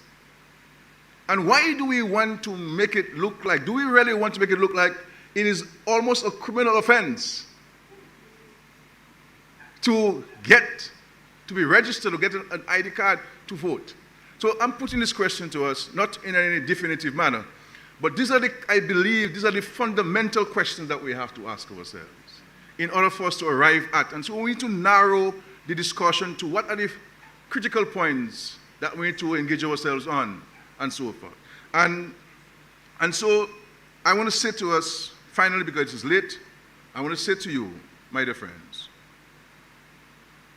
that people can make the comments about integrity and truth and trust and all these things. That's fine. That's all part of democracy. We're free to say what we want, whether it's truth or not. But I can say to the whole of my country that with the greatest sense of sincerity, I certainly would like to see this matter come to a conclusion and we move forward with other things. But for us to arrive at a conclusion through this consultation, we must not come and read. Reading poetry and prose are fine. But the reality is we have documents before us. And just to say to you how serious we are with the engagement, I received these documents, say, on June 10. By June 12, it was in the hands of the Dominican public. I hadn't even had a chance to read it myself. And I placed it in the hands of the Dominican public within 48 hours of receiving it.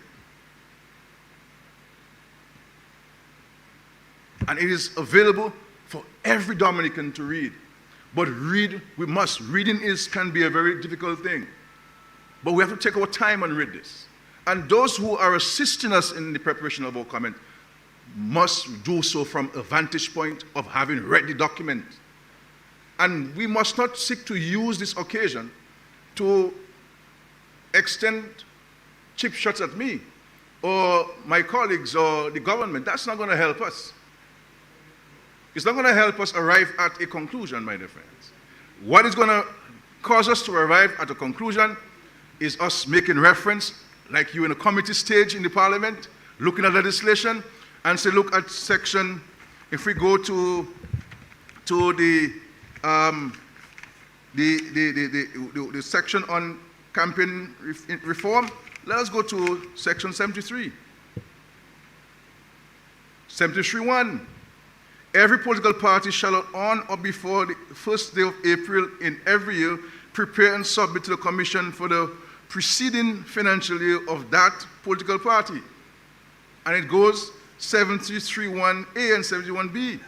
And so, in respect to the demands on political parties, not only during election time, my dear former Freedom Party colleague, Boston, it is not only during election time, but it's going to place a demand on political parties throughout your existence. It requires you to submit audited financial statements. How are we going to finance the audited statements to pay the auditors who charge huge fees sometimes? And then when they are political parties, they charge you 3 times more. How are you going to pay this as a political party? And if you put in a limit on how much I can raise, then the question is, how much is the Treasury going to give to me? Is the Treasury, are we saying in Dominica that the Treasury is going to have to provide financing to political parties and candidates at the elections? It is silent on that. It says nothing on that. And if we're to reference countries where you have such legislation, all of the United States of America, which is usually our reference point, the Treasury of the United States will provide you financing if you choose to accept the limit that they place on you. If you do not choose to accept the limit and accept monies from the Treasury, you can raise $1 billion as Obama did in his first run as a candidate. So we're not opposed to campaign financing, but we in Dominica, we must be objective and understand that certain nuances, cultural practices and norms, and the way that our political parties are structured. All political parties, in large measure in Dominica, are voluntary organizations. But the law is going to place on you certain staff that you must have, certain legal requirements and documents that you must submit. And the question is, where would Todd get the monies from to employ an executive secretary or an accountant or a clerk to ensure that you conform to the provisions of the law and the positions of the law? And so let us not be emotional about these things. This is a time for serious engagement, looking at the country. Do not look at what you think has caused Kerry to win all those elections and let us see whether we can cross them out. As a reform exercise, no. And that's not what it has to be about the country and what we believe as political leaders, as individuals, as organizations to be in the best interest of Dominica now, Dominica tomorrow, and Dominica forever. And so finally, my dear brothers and sisters, I want you to leave here tonight with the understanding and appreciation in a factual and sincere manner that we're here to engage you constructively, earnestly, honestly, transparently, as we seek to bring this vexing matter of electoral reform to an end in Dominica, to the benefit of all people in Dominica. And the question is, to each of us must ask ourselves an introspective question. What is going to be my contribution to this? And how will history record my engagement in these consultations and my engagement to arriving at what we believe in our cultural circumstance, in our economic and financial and fiscal space? That is the real electoral reform that we can offer the people of Dominica at this time. It's a process. We'll continue to engage, and as time goes by, new things may come up. But we must never, as Kalinago people, as black people, as white people, as indigenous people, must never appear to be engaging ourselves with a spirit and an intent of disenfranchising people, a fundamental right. Because we talk about we have to elect the government of the people. And how do we elect the government of the people? by ensuring that those who the Constitution gives the right to vote must not be deterred from exercising that right by certain provisions in our laws. And we must ask ourselves, so if we want to engage ourselves in a continuous battle and engagement, it's not going to help the country. It's not going to help the country. If we're honest with ourselves and we're sincere about this, we must not keep shifting the goalposts, my dear brothers and sisters. Let us read the document. Some of you, I still see it new as I gave it to you last time in June. Let us read it. Let us write on it. Let us check it up. And then send us what you have. Send us what you have so we can look at it. And the drafters can look at it and to look at it in legal language. But we must look at our nuances, our cultural circumstances, our norms in Dominica, and to determine that we have to define an electoral reform exercise that suits our circumstance in these times. And let us not be emotive about this thing. So, and don't look to, I want to say to people, when you're talking about these things, disabuse your mind about Roosevelt's carrot and focus on Roosevelt's carrot. I am not Dominica. I'm a citizen of Dominica. And this will always be my home. But I'm not Dominica. Focus on Dominica and what you believe that you want for Dominica. But not focus on how do I get rid of Roosevelt's carrot as the Prime Minister of Dominica. If you do that, you will not win, because the people of Dominica will determine that at the appropriate time. So, but let's focus on what we have to do here. Let us behave let's behave the same way we behaved the days after Hurricane Maria, where we all worked together to clear the roads and to clear the streets and rebuild homes and livelihoods. And I'm sure if we reflect on the days after Maria, then that will bring a certain level of consciousness to ourselves, a soberness to our discussion, so we can arrive at some comprehensive conclusions to take to Parliament as quickly as possible. And so that, because my hope and my desire as the leader of the country, because I'm here speaking as the leader of the country, not as the leader of the political party. I dedicated to Dr. Henderson and Honorable Lavelle to speak to on behalf of the party. I would like for us to usher in 2024 with a greater sense of unity in this country, to get rid of what we believe has caused us to be in an internecine type of relationship, and usher in 2024 with new legislation, a new system of electoral process, and allow the Commission with all of the resources that it requires to advance the implementation of the reform as approved, as recommended by the people of Dominica and approved by the Parliament of Dominica. Let us give ourselves that target. But the only way we can get this is by looking at this. Inflammatory statements, all those things. When we get to political campaigning, we can talk about those things. So let us save the political speeches for the next election. I find we're a bit advanced with it. Let us hold it back. And let us focus on the report that Sir Dennis has submitted to us. And let's make reference to specific pages, specific paragraphs, specific clauses, specific sections and subsections and so forth. I don't get into this section stuff because that ties the tongue of many lawyers in Dominica. But seriously, my dear friends, let us focus on the report of Sir Dennis. What is it that we like? I can tell you with the greatest sense of honesty, there are many things in this report I do not support. And there are many things I support. And I'm writing as I go along and critiquing this report, page by page, paragraph by paragraph. And I indicate which things I support and I don't support, so that when I share this, we can see whether we can form part of the final document that goes to the Parliament. So I try not to give my views on what I agree with and what I don't agree with, because I don't want to prejudice the minds of anybody. I want Dominicans to be free, irrespective of political persuasion, to express your views from within yourself in the greatest sense of honesty, having read the document. But being emotive and not making reference to the document at this stage, I think is not the right way to engage ourselves. And we're not doing Dominica any justice if we continue with a reference of this and that and so on. We have a report. And what do we do with the report? Do we throw it out in its entirety, or do we seek to see what is it that we can agree on, put aside what we do not agree on, let us negotiate, and then see what we can come out of the negotiations and see how we can fashion legislation that suit the times for Dominica and can really address in a fundamental way the concerns that we all have had about the electoral processes in Dominica. May God bless our efforts, and may God bless our country, Dominica. Thank you very much.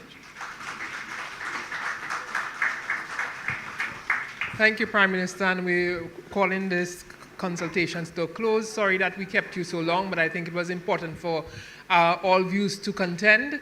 We have some refreshments for you. It's in the room to your left, and so we thank you, and we thank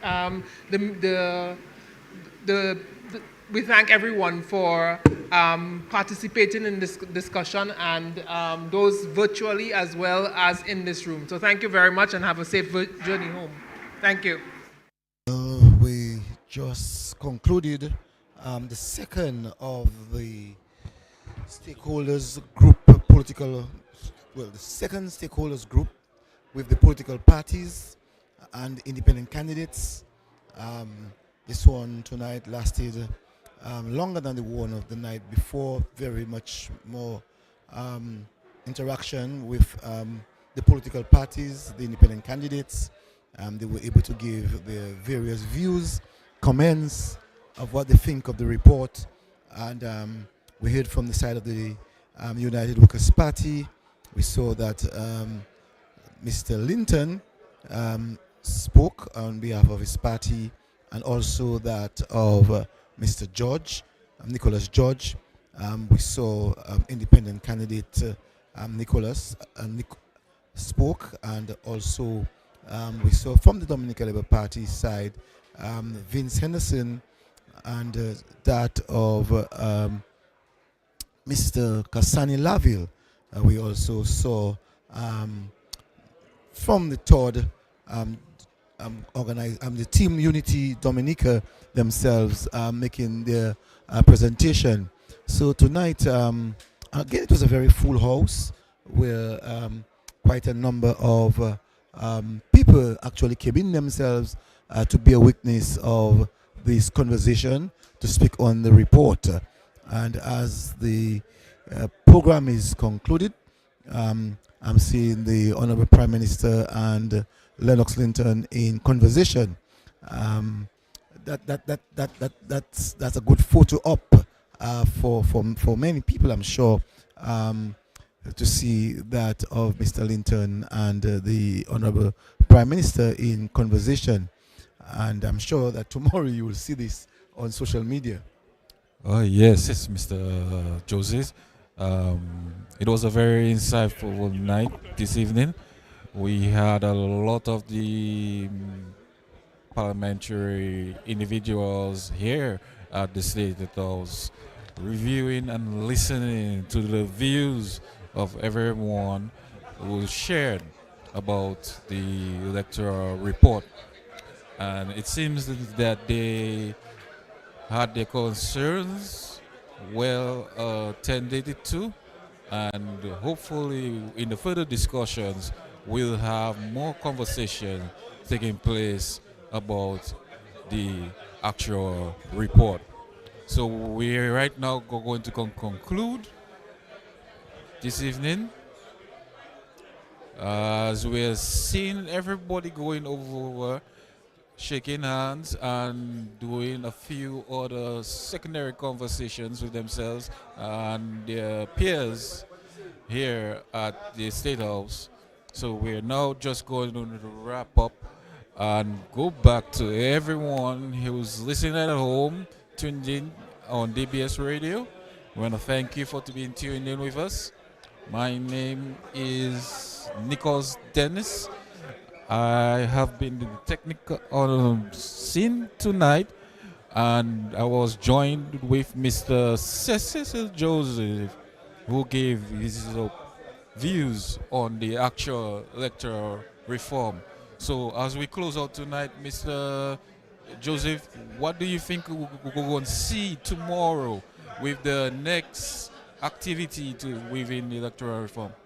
Well, for sure, we will be having another group tomorrow where they themselves will be speaking on the report of Sir Dennis Byron, and we're hoping that another level of discussion and that third one will be out there, so that the general public, as they continue listening, that they will get more and much more information to really help them in concluding the process of the electoral reform. Yes, sir.